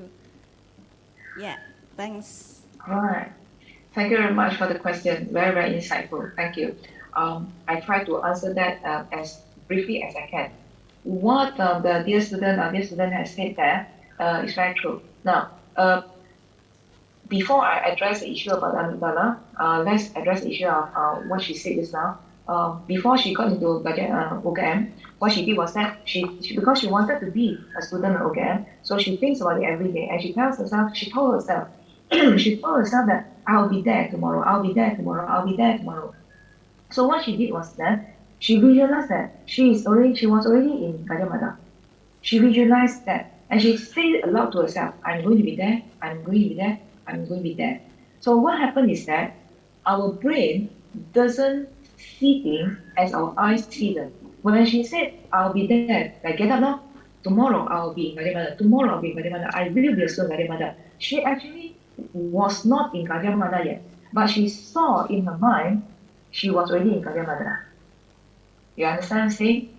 Okay, the eyes still see her own bedroom, maybe her own school or whatever that is, but in her mind, when she said, I want to be in Gajah Mada, I will be in Gajah Mada, she was already in Gajah Mada. So the one that she saw in her brain is her reality. Is her reality. When she said it often enough, the brain starts to believe in it. Right? Otak kita mula percaya kepada apa yang kita ulang-ulang sebut pada diri kita. Lagi bagus kalau kita ulang-ulang bayangkan image tu dalam minda kita. Why? Because our brain loves images. Our brain loves images. It loves colors. It loves sounds. You don't believe me? If I ask you, can you recall the happiest moment of your childhood? Can you recall the happiest moment of your childhood? Maybe when you got your first bicycle. Maybe it was your 5th birthday party. Maybe you scored 100 marks in your first English test. Maybe you received the bunny bear that you have always wanted from your mom for your birthday. So when you call out the memory, does the memory come in words? I received my first birthday present. No, it comes in the image, right? It comes in the image of your present, your bicycle. You were on stage, everybody cheering, your birthday cake with all the candles, all your friends around. The sound. You may even smell the cake. You may even still remember the feeling in the hall when you went out there to receive your trophy. You see, the mind loves images.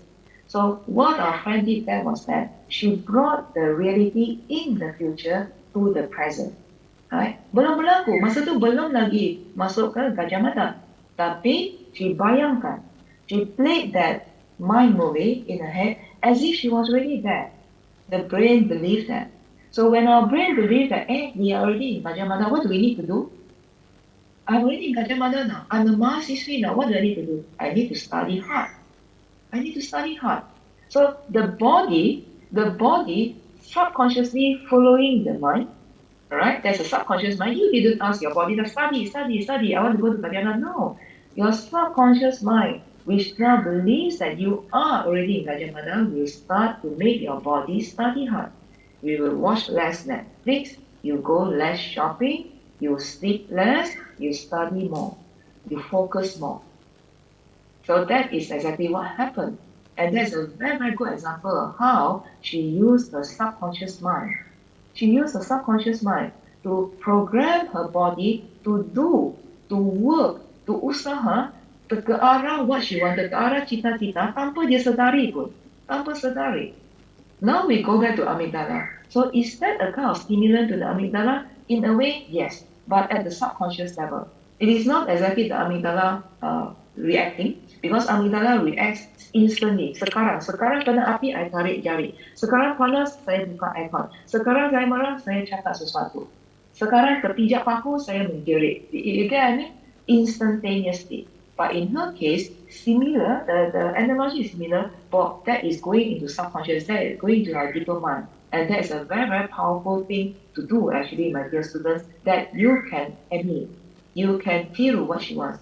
You are now already in a university. It will be good, actually, to start thinking about, I get up in the morning every day, look into the mirror and tell yourself, I score well in my exam. I do well in my final exam. I am excellent in my final exam. You do that, automatically it goes into your subconscious mind because you say so frequently, automatically it's already there. You don't say it's still there. So when you're about to fall asleep in the night, it will play in your mind. What does it do? It helps you to recall your kuliah. It helps you to understand the problems in class.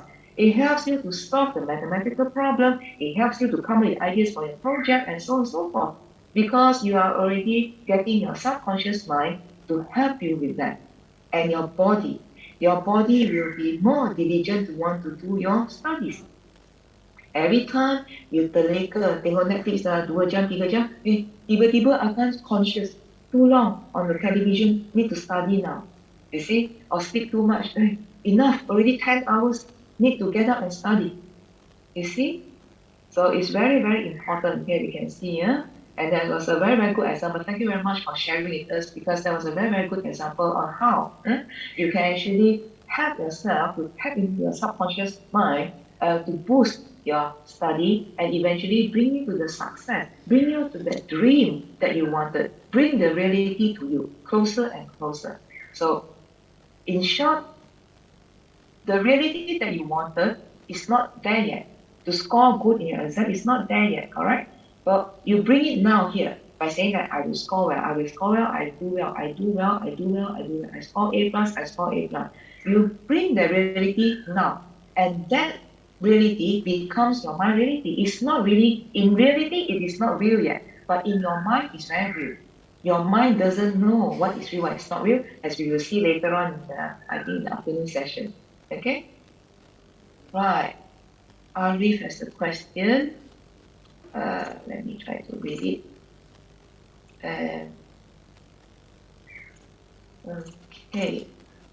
It says here, how to manage to focus, avoid distraction. First and foremost, to avoid the distraction, we must identify what are the distractions. What are the distractions? Is it my mobile phone? Is it my sister always calling me out? Or is it my friends always asking me to go for tea time or go for a movie? Identify what is the distraction first. Then ask yourself, can I remove that distraction when I want to study? For example, my handphone is my biggest distraction. I cannot help it. Every 3 minutes, I must pick it up. Even if it does not vibrate, I still have to pick it up and see something. Then I mean I'm happy. I still have to pick up my handphone and scroll something. Then I mean I'm happy. Become an addiction. So what do we do? Okay, switch off the mobile phone. Switch it off. Switch it off when I want to study. No, my notes is in the handphone. I don't give excuses like this. You can download that notes and you can read it on your tab on your laptop or print it out and read it on hard copy maybe. So find out what is your distraction, deal with it first, okay? And then we talk about going to study.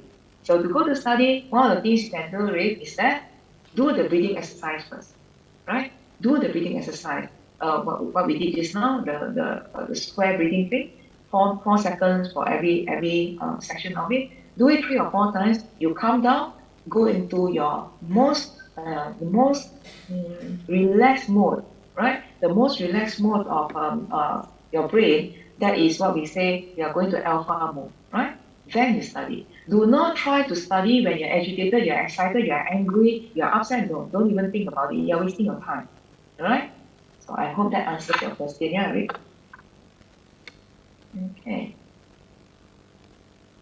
So it is 9:45. I guess we need to move on to the next slide. Is that right, Dr. Hilda? Yeah, I think so. Please do. Okay, good. So let me pull up this. My dear students, there's no issue. All right, thank you, Arif. If you have any more questions, you can always write down. You can always PM me after this. You can get my number from Dr. Hilda. You can text me if you like. If you don't have enough time to talk about it now, no issue at all, right? Okay, let's see what we can do. Then I'll just share my screen. Share. Okay.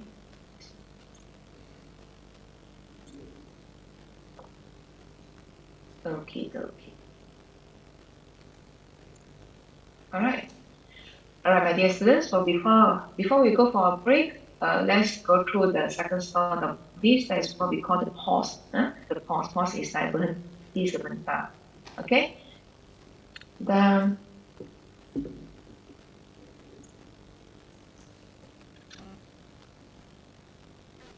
right now, when do we need to pause? When do we need to pause? Yeah. So we need to pause when we feel disappointed, kita rasa kecewa. When we feel doubtful, kita rasa tak pasti. When we feel angry, kita rasa marah. When we feel tired, kita rasa letih. And we feel sad, kita rasa sedih. So under all these negative situations, we should pause. Remember, we were just talking about the brainwaves. When we are in these kind of situations, right, our brainwaves are definitely not in the alpha mode. Definitely not in the alpha mode. Either we are above that or we are below that. Most likely, we are above that. All right, and we are not in the best situation to want to study or to do or to make decisions now. So this is the time we need to pause. We need to sit down by ourselves and process things over a little bit on what is going on with ourselves. All right. Now, one of the reasons of why we need to pause is that our attention span is actually very short. In fact, we cannot stay focused for a very long time. How long can we stay focused for? So let's take a look. Actually, on an average, we can actually focus for, really focus for just 12 seconds. 12 seconds. 12 saat saja. So if I talk to you, 1, 2, 3, 4, 5, by the 13th second, you are not listening to me anymore. You probably are distracted by a mosquito flying past or by your friend talking to you. All right? Or even when nobody is talking to you or no mosquito is flying past, you will still drift for a while and then you come back again. Okay? And if you think 12 seconds is short, let's look at this. Actually, it says here, on average, our attention span is just 8 seconds. On average. If we focus consciously, you probably get 12 seconds, but we say, just let it loose and relax. Oh, 8 seconds. And what is 8 seconds? In comparison to what? The scientists found that an average attention span of a goldfish is 9 seconds. So, oh no, we are like the goldfish. We have an attention span like the goldfish. You remember this Finding Nemo? Dory, she has a short memory lapse. She can't think for too long. She'll forget. After a few seconds, she'll forget who she is, where she is, who her friend is, right? So it's almost like that. So it's actually not really a joke. Even Finding Nemo, an animation, it has scientific truth in it, scientific facts in that. Okay, that is just trying to insinuate that a fish, even fishes has got attention span, but they have a pretty short one, like 9 seconds. But we are on average not doing too well as well. Ours is 8 seconds. So you can imagine, my dear students, we really need to pause, to pause so that the time that we are not focusing, especially when we are not feeling ourselves, we are disappointed, we are sad, we are distracted, and we are not still continuing on our studies when we are not feeling up to it. Okay? Right. And also the second reason is more got to do with our brain. Our brain actually needs time to process new information and to make connections. I'm talking to you now. You hear what I say. You read the slide, right? When you listen to what I say and read the slide, the information goes through the brain as to process it, right? When the information passes through our neurons, it needs to make a leap. As you can see here, it needs to jump across. Between the end of one neuron to the other, there is a gap, right? And we need neurotransmitter to bring the information across, right? So that takes time. And this is something that will slow down as we age. And that's why as we grow older, we say we become forgetful and we start to have that onslaught of Alzheimer and things like that. And that's why the neuroscientists these days are working very hard to find the cause and the cure for Alzheimer that is primarily because of the protein plaque growing over our neurons that make these space all blocked out, right? So if we, as a gap between the end of the neurons and we need to leap across using neurotransmitter, it takes time, right? Even a split second is still time. So sometimes when this information is being transmitted from one end of the neuron to the other end, the receiving neuron may have problem catching it. It jumps across, but the receiving one has not captured it. So it needs to wait for the second to come across so that it can capture it. Then only the information can pass on to the next, to the next, and to the next. Or sometimes, before it can capture it, it has been sucked back by the original neuron. So these kind of situations will actually cause us to lose information. Right? As a gap, the information incomplete. Transmission interrupted. So these are situations that say, oh, that's why we need to pause. We need to give ourselves a bit more time so that we get the complete information. Why do we need complete information? So that we can make the best analysis, right, in a structured, systematic, sequential manner. So that why? So that we can think logically and make the best judgment. Why? So that we can come up with the best decision before we take any action, and not doing something membuta-tuli, doing something terburu-buru, that is having not enough time to process the information and already we are taking action instead. Okay? And when we pause, what do? When we pause, my dear student, we start to prioritize. Because too much, I'm not getting enough information, I'm not having enough time to process, I pause. I want to prioritize now. 5 things come onto my table. What do I do first? I need to arrange them first. Which one is most important? I susun 1, 2, 3, 4, 5. Yang paling penting kat depan, yang paling kurang penting kat belakang. Dan bukan terbalik, right? I pause and I start to prioritize. Once I prioritize the task, what I need to do, what I need to study, or which assignment has got the nearest due date, which project needs to have progress report submitted, and then I review. Review means semak. Saya buat semakan. I need to examine what is the requirement for each of these tasks. What are they about? Who wants them? When do they want them? How much of time do I have? Do I have enough information? Do I need help? Do I need to go to the library? Do I need to go and consult my lecturer? And from there, I start to retrieve information, retrieve all the data that I need to resolve the task. So where can I get this information? Oh, it's not enough, so I need to go to the library, right? A library may not have it, or I need to go online and check on a certain database, right? Oh, my notes are incomplete. I need to complete it. Where can I retrieve the missing part? I can ask my friend. Okay? What else do I need to do? Oh, I need to run this software to solve this homework. I don't have the software. Where do I get the software? I need to go to the lab. Right. So now I need to go to the lab and retrieve the information. See? That's about retrieval. And finally, we come up to solution. Now, as we said earlier on, always come up with more than one solution. All right, my dear student, give ourselves the options. Sediakan pilihan. Why? Because the options or the solutions will give us more space to work about. If we have only one solution, if it doesn't work, then we have no more solution, right? Then we panic again. Then we get stressed out again. But if we have 3 solutions, I can still decide. I can weigh them and think through them, which one is the best. If all are good, maybe I start to break them down. What are the best features? Apa yang paling bagus dalam setiap satu solusi itu? So the best things or the best features in each of the solution, maybe I can take them out and combine them. Now I come up with a better solution compared to the three. You see, that is why we give ourselves options, alternatives, plan A, plan B, plan C. Kemudian detail untuk plan A, plan B, plan C. Detail tu apa yang bagus. Yang bagus mungkin saya boleh kombinasikan. So that is the way to come up with the best solution while we are having our pause.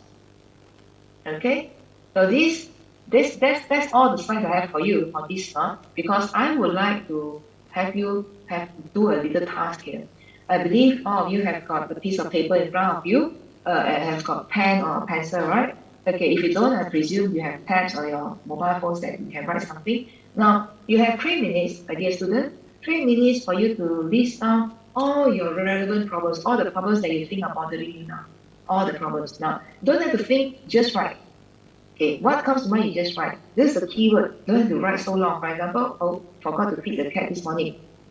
Feed cat, so that is enough, don't have to write panjang-panjangnya, okay? And there's no sequence, whatever that comes to your mind first, you just write. No need to categorize. These are family problems, these are schoolwork problems, no need. It's freestyle. No need to look back and make corrections, no need. You have written it down, that's it. You may repeat it, you may repeat and write the same thing, it's okay. No need to bother about tidiness.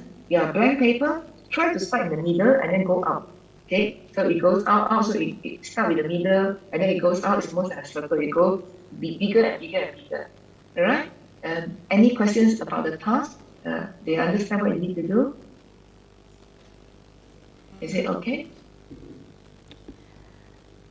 Silahkan, ada tugas dari Ibu Chan. Silahkan menuliskan problem-problem Anda. Kalau ada punya kertas silahkan ditulis. I hope everybody have a piece of paper. If don't, bolehkah menulisnya di handphone Ibu Chan? Boleh aja, mana-mana aja. Ya, baik. Okay, if you are ready, you have 3 minutes to do that. We don't want to stretch it for too long because we have too much time and you overthink. So it is right, like 9:54 now. Yeah, you can start now. We have 3 minutes to do that. Okay, relax and just write down whatever comes to your mind.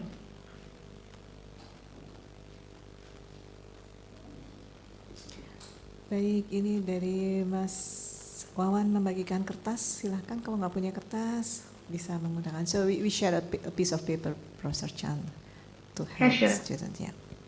You can take your time.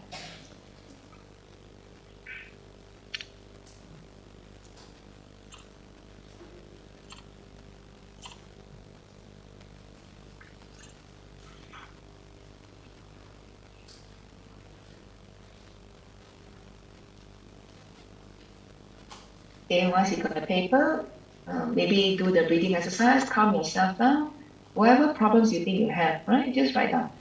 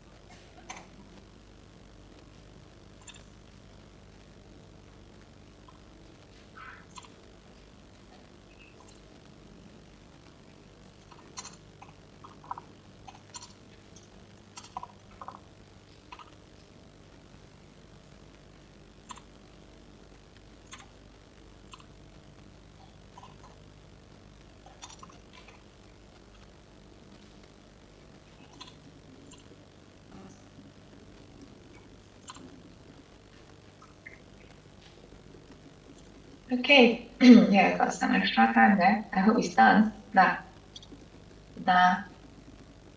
All right, anybody volunteers to read out what they wrote? Silahkan, monggo salah satu kalau akan ada menyampaikan apa yang sudah ditulis. Monggo. Tadi Mbak yang pakai kerudung biru sepertinya sudah ngangkat. Silahkan. Ya. There's one student, Prof. Yeah, thank you. Okay, Tess. Thank you. First of all, thank you for the chance. Hello, Mrs. Professor Chan. My name is Atira. I'm from Biotechnology Study Program, Magister of Biotechnology. So, on my paper, I wrote some words that come to my mind when I think about my several problems. So I started from the center of the paper, the biggest font that is about my thesis. So as the last semester student of the magister program, our biggest problem is the thesis and also the research. So it is actually our biggest problem nowadays.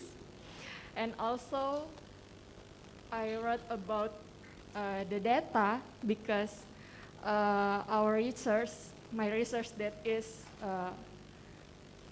I'm doing right now, I actually stuck with the data because it's actually halfway long, but in the middle, the data is actually not really good, but yeah, that's also, that's really confusing. And also I write about target of when will I graduate, and also about the deadline. I also wrote about the problems that after you explain before what is actually become a distraction for us. And I think about that. I think my distraction, my biggest distraction is actually social media addiction. So every time I focus, I'm trying to focus on doing my research, etc., etc. But after a notification pop out on my phone, I actually can't abandon that. That distract me a lot. And also I wrote a little font here on the downside, like kapan nikah, and so on, because that's actually one of the little problems, and also a little thing comes to my mind. I think that's all. Thank you very much. Thank you. Thank you. What is kapanika? It's actually about a relationship thingy. Okay. So in All right. Indonesia, it's very common as a woman that actually have in the enough age, they'll receive some question like kapan nikah, will you get married, you are old Okay. enough, Right. and etc. etc. Okay, got it. Thank you. All right, thank you very much for the sharing there. I'm sorry, I didn't quite catch your name. What's your name, please? Excuse me? Nama pelajar tadi? You are asking something? You have Oh question? yeah, the name of the student. Oh, the name of the students. Namanya siapa? Almira. Atira. Her name is Atira. Atira. Okay, well, thank you very much for sharing with us, Atira. Before we address what Atira was saying, is there anyone else who would like to share? Maybe we'll hear another 2 or 3. Anyone else? We can see that Atira's problems she has written down are mainly to do with her studies. What are others? Are you all focusing on your studies, or there are other things to talk about? Mari silakan. Mungkin dari yang putra, tadi sudah putri, sekarang yang putra. Kalau yang putri berpikir kapan nikah, mungkin yang putra juga kapan menikahi, begitu ya. Monggo silakan, ayo. Bisa dibahas bersama nih, kesempatan nanti bisa dikasih masukan-masukan oleh Prof. Chan. I think everybody is so shy.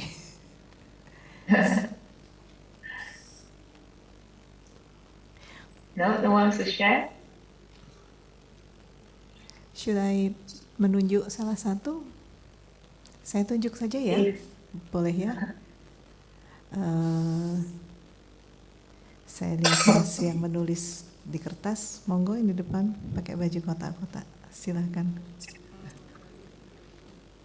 Ya, problemnya. Oh, belum ada problem. He has no problem. No problems. Wow, amazing. Yeah, for to be written out.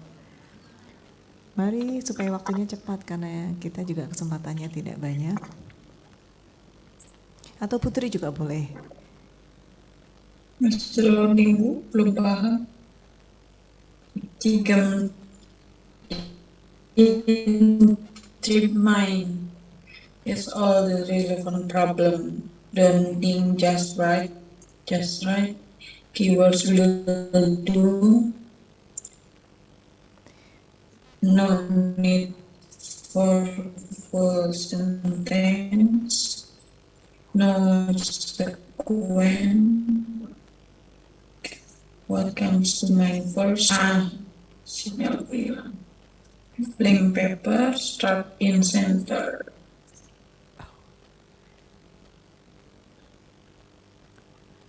Mbak Restiana, are you reading your problems that you wrote in your paper? Mbak Restiana yang barusan berbicara, apakah sedang membacakan hasil tulisan di kertasnya? Oh. Sepertinya tidak sengaja mikrofonnya on.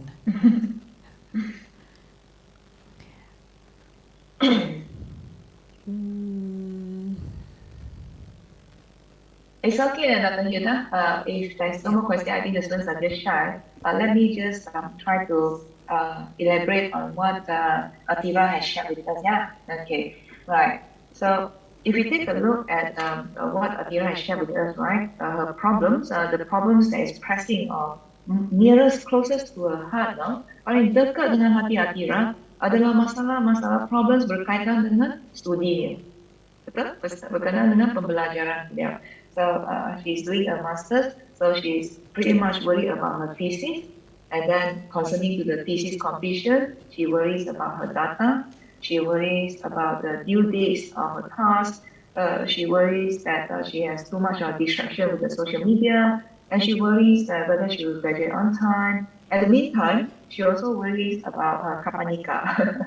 So that is the next the peripheral thing that she's worried about. Now, if you notice, right, my dear students, if you look at your own list, I'm sure many of you would have written down similar things, similar things if it's pertaining to your studies, and most probably, we all would have written down social distraction or social media distraction as a kind of problem to us as well these days, right? So that is something that we inherited from the COVID situation, I guess.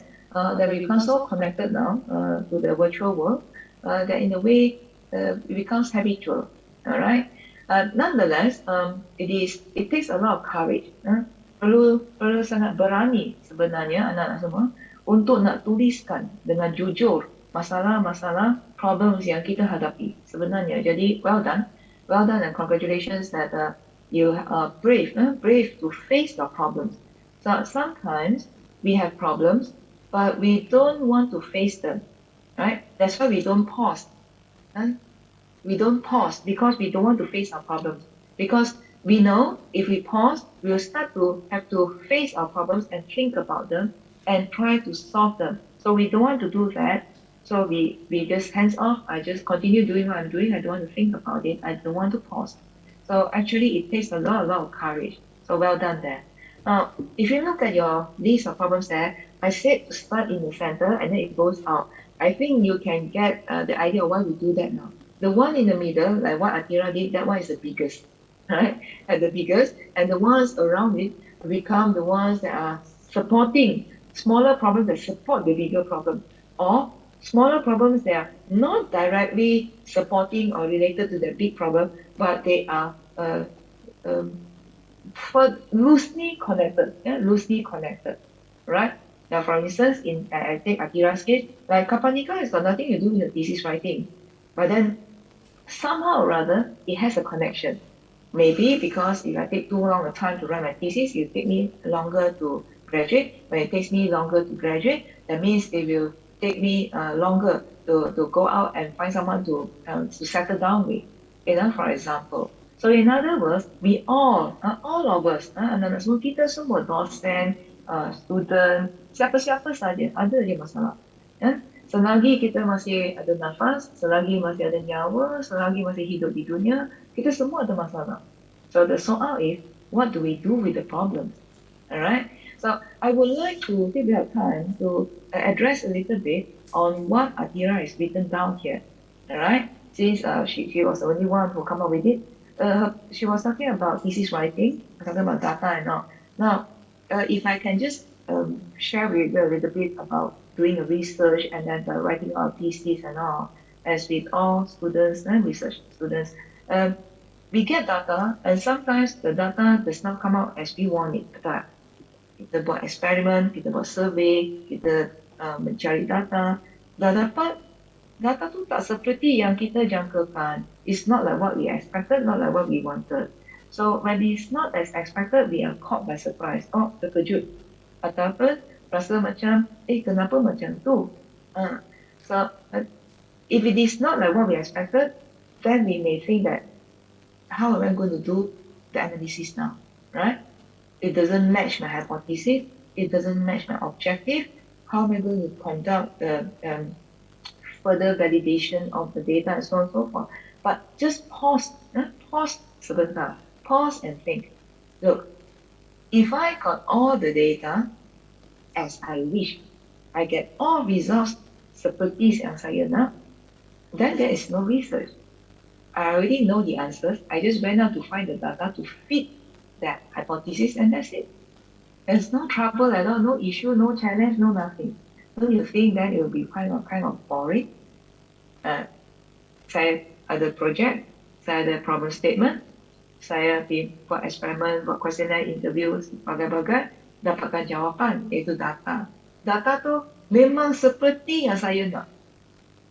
Tak ada satu benda pun yang tak seperti yang saya nak. Oh, kalau macam tu, itu bukan research. Itu mungkin adalah cari jawapan aja lah. Cari data, letak aja lah kan. Sebab sebenarnya, in the research kan, when we have data that is different, is surprise, it's not like what I thought it would be, those are the data that will contribute to the knowledge. That's the whole point of research. Sebab itu, research ialah apa? Search. The original word is search, kan? Cari, mencari. Is what? Buat semula. Search, already been searched. I search again. So it's research. Kan? Research. So that is why when we do a research, penyelidikan, kita berharap kita diketemukan dengan benda yang baharu. Macam mana benda baharu? Benda yang belum difahami. Benda yang belum dijumpai. Benda yang mungkin sebelum ni adalah problem, tapi orang tak nak menjawab. Sebab rumit, sebab kompleks, sebab susah, orang semua tak nak menjawab. So, saya menjawab. If you decide that you address it, then you are making a contribution. So that's how it works in the research. So in fact, to a certain extent, my dear student, kita suka kalau kita jumpa data yang luar biasa, kan? Kita suka jumpa data yang tidak seperti yang kita jangkakan. Sebab itu akan menyumbang kepada diskusi kita, kepada perbincangan kita dalam thesis nanti. Sebab apa? Sebab orang tak jumpa macam tu. Data tu tak seperti yang saya punya. Jadi, bolehlah saya berikan pendapat, to give my opinion, to give my critical thinking output in my thesis. That becomes what? that becomes your story, your thesis. Kalau setiap satu data tu sama je seperti orang sebelum ni yang dikatakan betul, correct, what's the point of doing this research? Betul tak? Buat apa nak buat projek ni lagi kalau data memang jawapannya macam tu? Sebab tak tahulah kita buat. Alright? And then we talk about too much to do. Oh, no time. What is that? Deadlines, banyak deadlines. So this is where, macam soalan tadi Arif dan juga soalan sebentar tadi kan, it is about planning. So again, I will reserve this question to kemudiannya in the next slot about how we plan and how a good plan, a sensible plan will help us to work out deadlines in a proper manner so that we are not stressed out and so that we do not miss the deadline and then feel upset about with ourselves. All right. Next, the distraction. So social media distraction. So you see, baru berapa student yang tanya kan, kita nampak it's a common problem among everybody, not just among students, even among us dosen juga. Banyak sangat social distraction. It's not necessarily entertainment. Sometimes work that comes through your social media. Mungkin supervisor beri arahan, beri instruksi melalui WhatsApp. Mungkin datang secretariat conference, kerja final paper melalui email, right? And also, so all these things can be very distracting. Right? So if it's about work, again, this falls in the category of our work plan. So that's okay. What about these distractions that are actually beyond our work, social? I want to update my FB. I want to check the FB. I want to like people's FB. I want to check on the Instagram. I want to update my upload new TikTok, things like that. So all these are catching up with the latest series on the Netflix. So those are entertainment. So if they are entertainment, not that they are not important, they are important, but we must manage our time. We can't be spending 5 hours watching Netflix if we have a task that we need to submit tomorrow, correct? So the Netflix has to wait. What do? You pause, you prioritize. Netflix can watch, but today can watch only 1 hour. Why? Because I got a task to complete. Ada homework, kena siapkan, besok perlu hantar, besok deadline. So hari ini Netflix 1 jam je. 4 jam lagi kemudian. Sebab 4 jam lagi saya perlukan untuk siapkan tugasan. Macam tu. So once we make adjustments like this, and we don't say, I'm not going to watch Netflix at all. No. Because if you say no Netflix today, then you feel upset. Then you feel like you are distracted. You keep wanting to go and switch on the Netflix. Contohnya. Similarly for FB, I want to update. Every day I spend 2 hours to update them. But because now I got a task to do, I can't. But if I don't do it, I don't feel nice. I feel uncomfortable. Rasa tak selesa. Rasa tak boleh tahan. Kena juga update lah. Cuma hari ini saya tak update 2 jam. Saya mungkin update setengah jam je. Maybe I will ambil gambar lagi. Ambil gambar, saya tengah nak siapkan tugasan. Dan saya update, today is a busy day. Hari ini kena siapkan tugasan. Besok baru saya update panjang. Usaha. It is also an update, for example.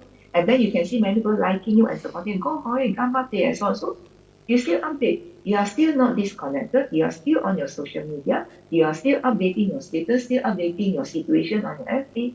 You are still not ketinggalan. It's just that you spend a lot less time because you want to catch up with your work. Can you see, my dear kids? It's like, not that you can't do, but don't maximize it.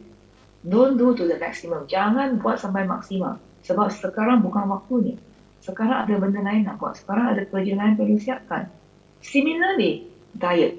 Similarly, I'm fat. I put on a lot of weight. Saya dah sangat berat sekarang, overweight. Saya kena jaga makan. Okay, jaga makan. Nanti nampak kek, terus nak ambil 5 ketul kek. It's like, no, I tengah jaga makan. I need to make sure I don't gain any more weight. I need to take care of my weight. What do I do? Instead of 5, can I take 2? Just half of it. Instead of 5, I take 2. So I still eat. Right? I still eat. And I try to eat slowly and enjoy the cake. Tomorrow, another serving of cake, I take 1. I try to reduce it. So you see, you don't totally cut out, I don't eat paste. Then it's very painful. Then you teringat-ingat. Then you feel upset because you don't get to eat the one that you like. So you slowly wean it off, slowly. Do it step by step. Jangan mendadak, jangan tiba-tiba. As with everything in life, similarly, when you want to cultivate a new habit, a good habit, saya perlu exercise.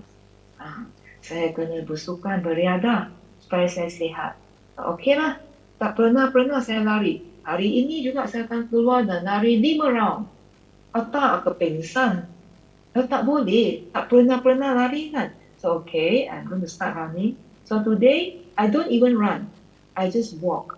Can I walk 3 rounds? I don't usually exercise. Saya tak bisa exercise. Saya suka duduk je. So, hari ini saya dapat keputusan saya nak bersukan. Jangan tiba-tiba pergi lari. Sakit tu nanti. Tak boleh. Jadi saya berjalan dulu. Hari ini saya cuba berjalan mungkin 15 minit. Okay. 15 minit saya jalan. Okay, so you come back dah straight dah berpeluh. Okay, bagus. Besok saya rancang. Saya akan berjalan 30 minit pula. Jalan 30 minit. So when you keep doing this, by the end of the week, you can run for 1 round now. Because you are fitter now, you are more confident now, your mind is ready for it. You see? So similar to try to cut out a bad habit, you do it bit by bit. Similarly, you want to cultivate a good habit, a new habit, you also do it bit by bit.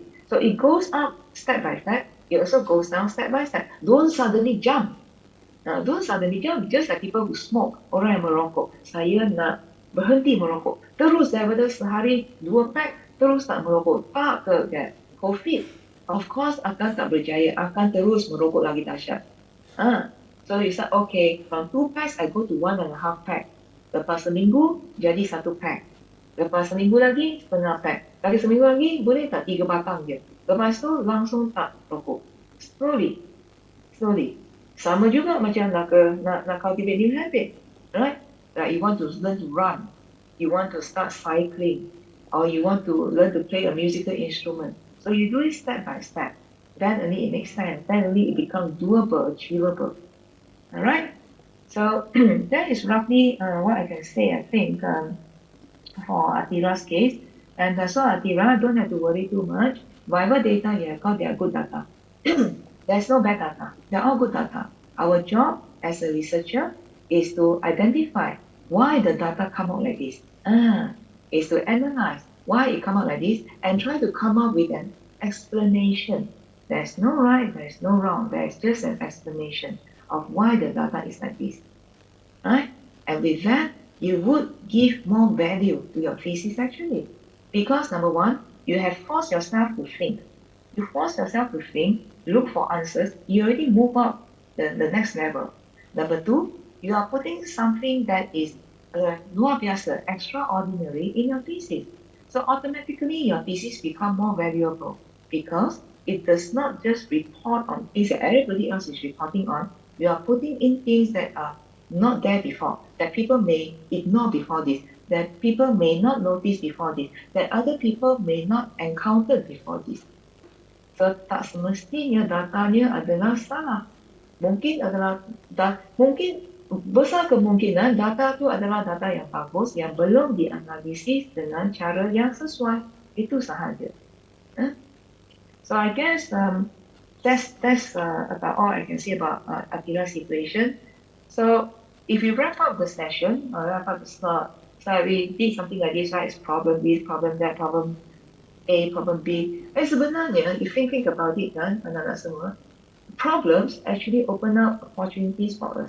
Every single problem is an opportunity for us to learn something new, or to become better ourselves, to become healthier, or to become more mindful, or to become more polite, to become more helpful, to become more effective, to become more productive. Whatever that it is, a problem that we write down and then we try to address the problem is already an improvement. The fact that you identify, you boleh kena pasti itu masalah yang you sedang hadapi is already a plus point. It's already a plus point. You sanggup Pause, berhenti sebentar dan fikirkan masalah tu is already a plus point. And then you try to figure out what caused that problem. How can I resolve it? Is the next step lah. Next step upwards. Nampak?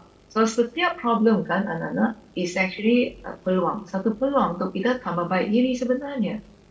Walaupun akhirnya masalah tu tak terselesai. Sebab dalam hidup ni ada banyak masalah yang tak ada jawapan. Ada banyak masalah yang tak boleh selesai. Tetapi dia akan berlalu sahaja. Am I not right, my dear students? Think about it in our lives. You are very young still, yet you have gone through a lot. Ada masalah-masalah sebelum ni yang tak selesai pun, tapi dia just berlalu sahaja. Tapi apa kita perlu buat? Kita perlu usaha. Kan? Kita perlu usaha. Dia selesai tak selesai bukan tanggungjawab kita, bukan kerja kita. Kerja kita adalah usaha. Setidak-tidaknya, selemah-lemahnya kita usahakan. Dan lepas tu dia akan berlalu ataupun dia akan evolusi menjadi something else. Maybe it's better, maybe it's worse. Whatever it is not a problem anymore. Macam itulah kisahnya. Okay? So, with that, I end this note by reminding myself and also anak-anak semua, pause. Remember to pause, especially when we are feeling down, we are feeling sad, we are not feeling ourselves. We pause. And then whatever faith you are, apa-apa agamanya, we pray. We pray. Because when we pray, we bring our brainwave to what? To the alpha mode. We calm ourselves down. Kita mencari ketenteraman. Kalau jiwa tak tenteram, minda bertengah bergelora, apalah nak buat lagi? So we pray. Then only we proceed. Then only we proceed with what we did just now. We write down. List down our problem. Write it down so that it get it out of our chest. You know, the British will say, take it out of your chest. Don't keep it inside. Nanti dia explode. Nanti meletup kan. Tuliskan. Bila kita tuliskan, kita meluahkan. Barulah kita boleh tengok apa bendanya yang merisaukan kita. So begitulah. Okay, so that goes in our slot 2. Is there any question? Over to you, Dr. Hilda. Okay, thank you, Prof. Chan. Adik-adik, apakah ada pertanyaan? Any question about the explanation? I think terima kasih Mbak Atira yang telah menyampaikan problemnya. Karena saya pikir ini problem umum untuk teman-teman semua ya, tesis, data, dan sampai dengan kapan nikah maupun kapan menikahi itu tadi. So thank you Professor Chan that you explain these things. I think it will be very useful for the students here and for the next discussion. Ada pertanyaan kah tentang ini? Ada 1, 2. Oke, silakan. I think we can extend like 2 to 3 minutes ya, Professor Chan, for this session. Monggo silakan yang hitam dulu. Mbak siapa namanya? Silakan.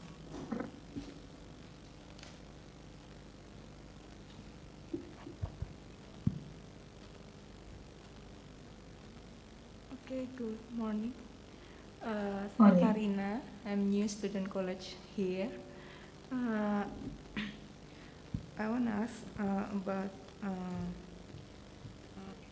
nowadays we know we can get everything easily. For instance, in academic term, we can search everything by Google it and copy paste the information for our project or anything else. So this condition makes the creativity process on this condition extremely rare. I know. Because we tend to focus on the result, not on the process of our project maybe. So is it the condition will have the impact to our brain performance, especially for the right brain? Because as we know, based on your explanation, we until now we just use only 5 until 10% our brains. Maybe that's my questions. Thank you for Prof. Chan and Dr. Hilda. Thank you. Thank you very much for the question there. Very, very good question. Now, you are very right. Today, we want an answer. We don't even need to go to the library or go and see our docent or go and ask anybody. We just flip out our phone and swipe, ask Google, ask Yahoo, and we get the answers. Correct? We don't even have to go and see a doctor when we have an ailment. We can just Google out. So and we want something, we want an ice cream, we want to eat McDonald's, we don't have to go to McDonald's. We just have to Google up, get Grab food or whatever that is, and they'll send it to our doorstep. So in other words, the world has become such a way that we function as we get our gratification instantly, right? We get our wishes granted to us now, here and now. What we want, now it happens. What I need, now it happens. What I like, now it must come here. So instantaneously, serta-merta sekarang saya nak, sekarang dia kena berlaku. Sekarang saya perlukan, sekarang perlu dijadikan. Sekarang nak siapkan, sekarang perlu disempurnakan. Jadi dah jadi macam tu, instant. Semua benda pun instant. Macam kita minum 3-in-1 coffee lah. Tak payah cari susu, tak payah cari kopi, tak payah. Perlu cawan dengan air je. Tuangkan 3-in-1, banjur dah dapat kopi dah. Asal sedap macam Starbucks contohnya lah. Kan? Jadi, apa yang berlaku ialah the same kind of mindset, we bring it into our study.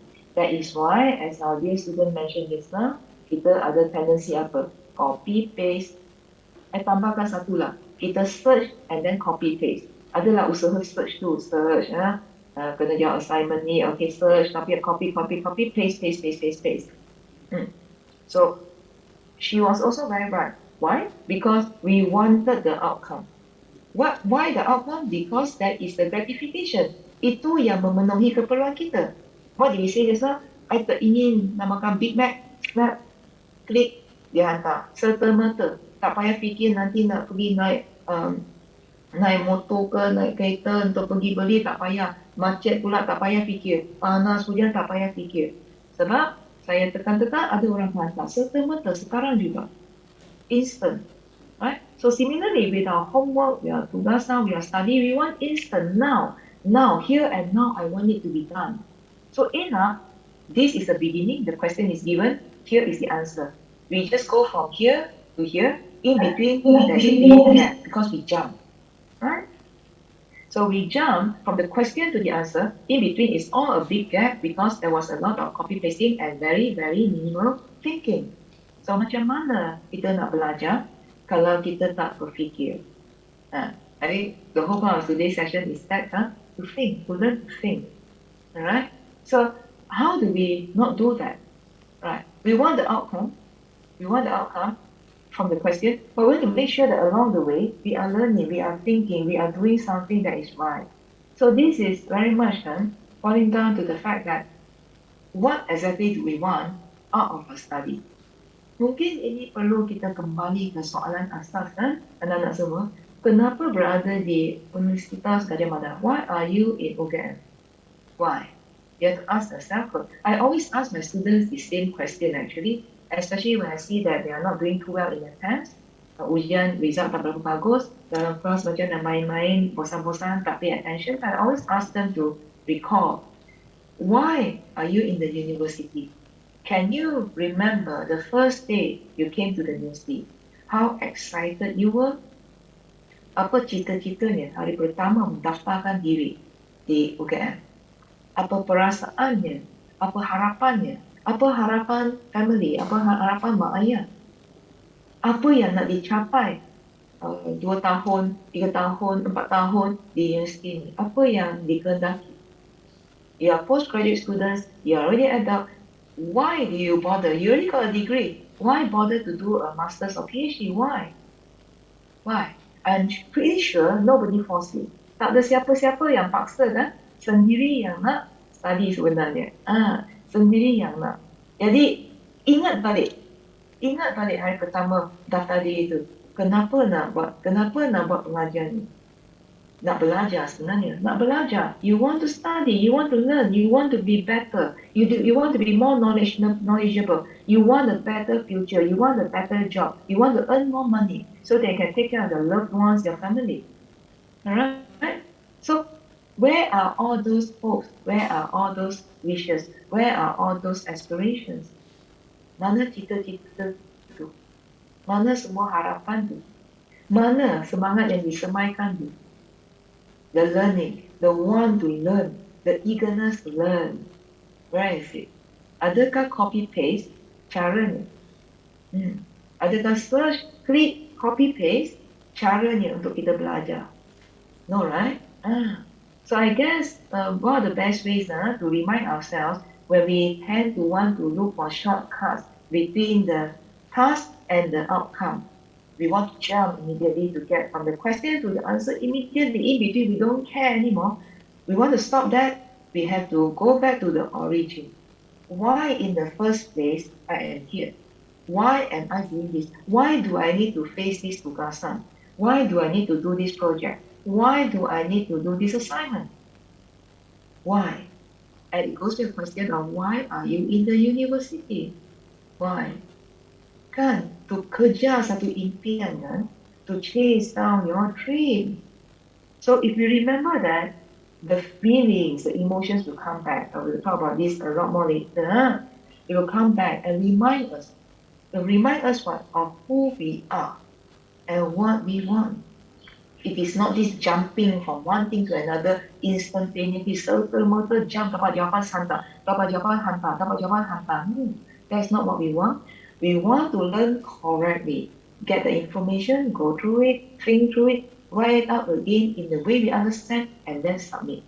Because what we submit then is really what we have learned, what we have understood. And itulah. So kids, I think my simple answer to that is that there's no shortcut to learning, no shortcut. Kalau boleh koyakkan buku, bakar, minum dengan air dan boleh dapat ilmu, semua orang buatlah. Tapi tak boleh kan? Atau ambil wire cocok kat otak, download semua ilmu, semua orang buat. Tapi tak boleh.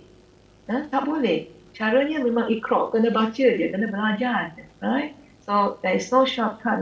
So we have to do it that way. And bring back, try to bring back the first memory of why you are in the university.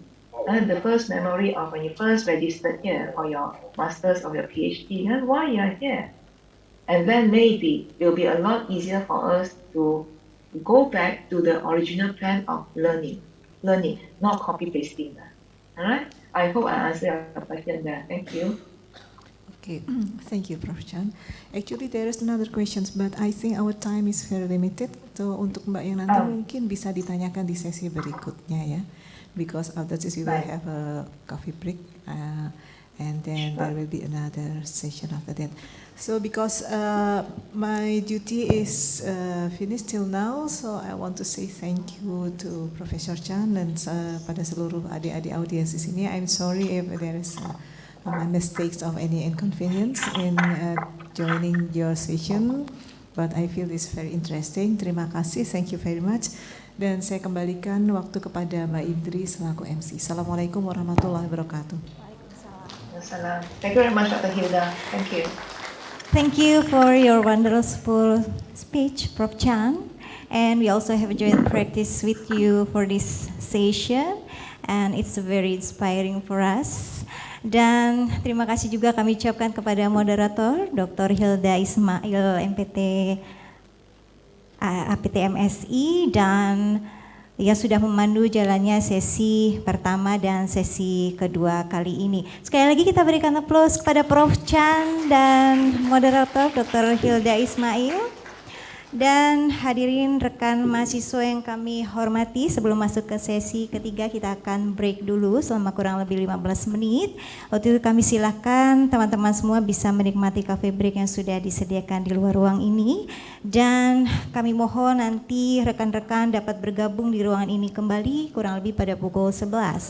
Bagi Bapak Ibu peserta yang juga sudah bergabung secara daring, kami mohon juga dapat berpartisipasi dan tetap bergabung di kegiatan public lecture ini nanti pada pukul 11. And Prof. Chan, we inform you that we will take break for about 15 minutes.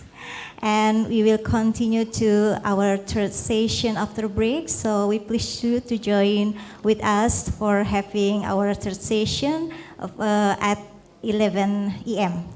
Thank you very much. Baik, untuk itu kami silakan kepada rekan-rekan semua peserta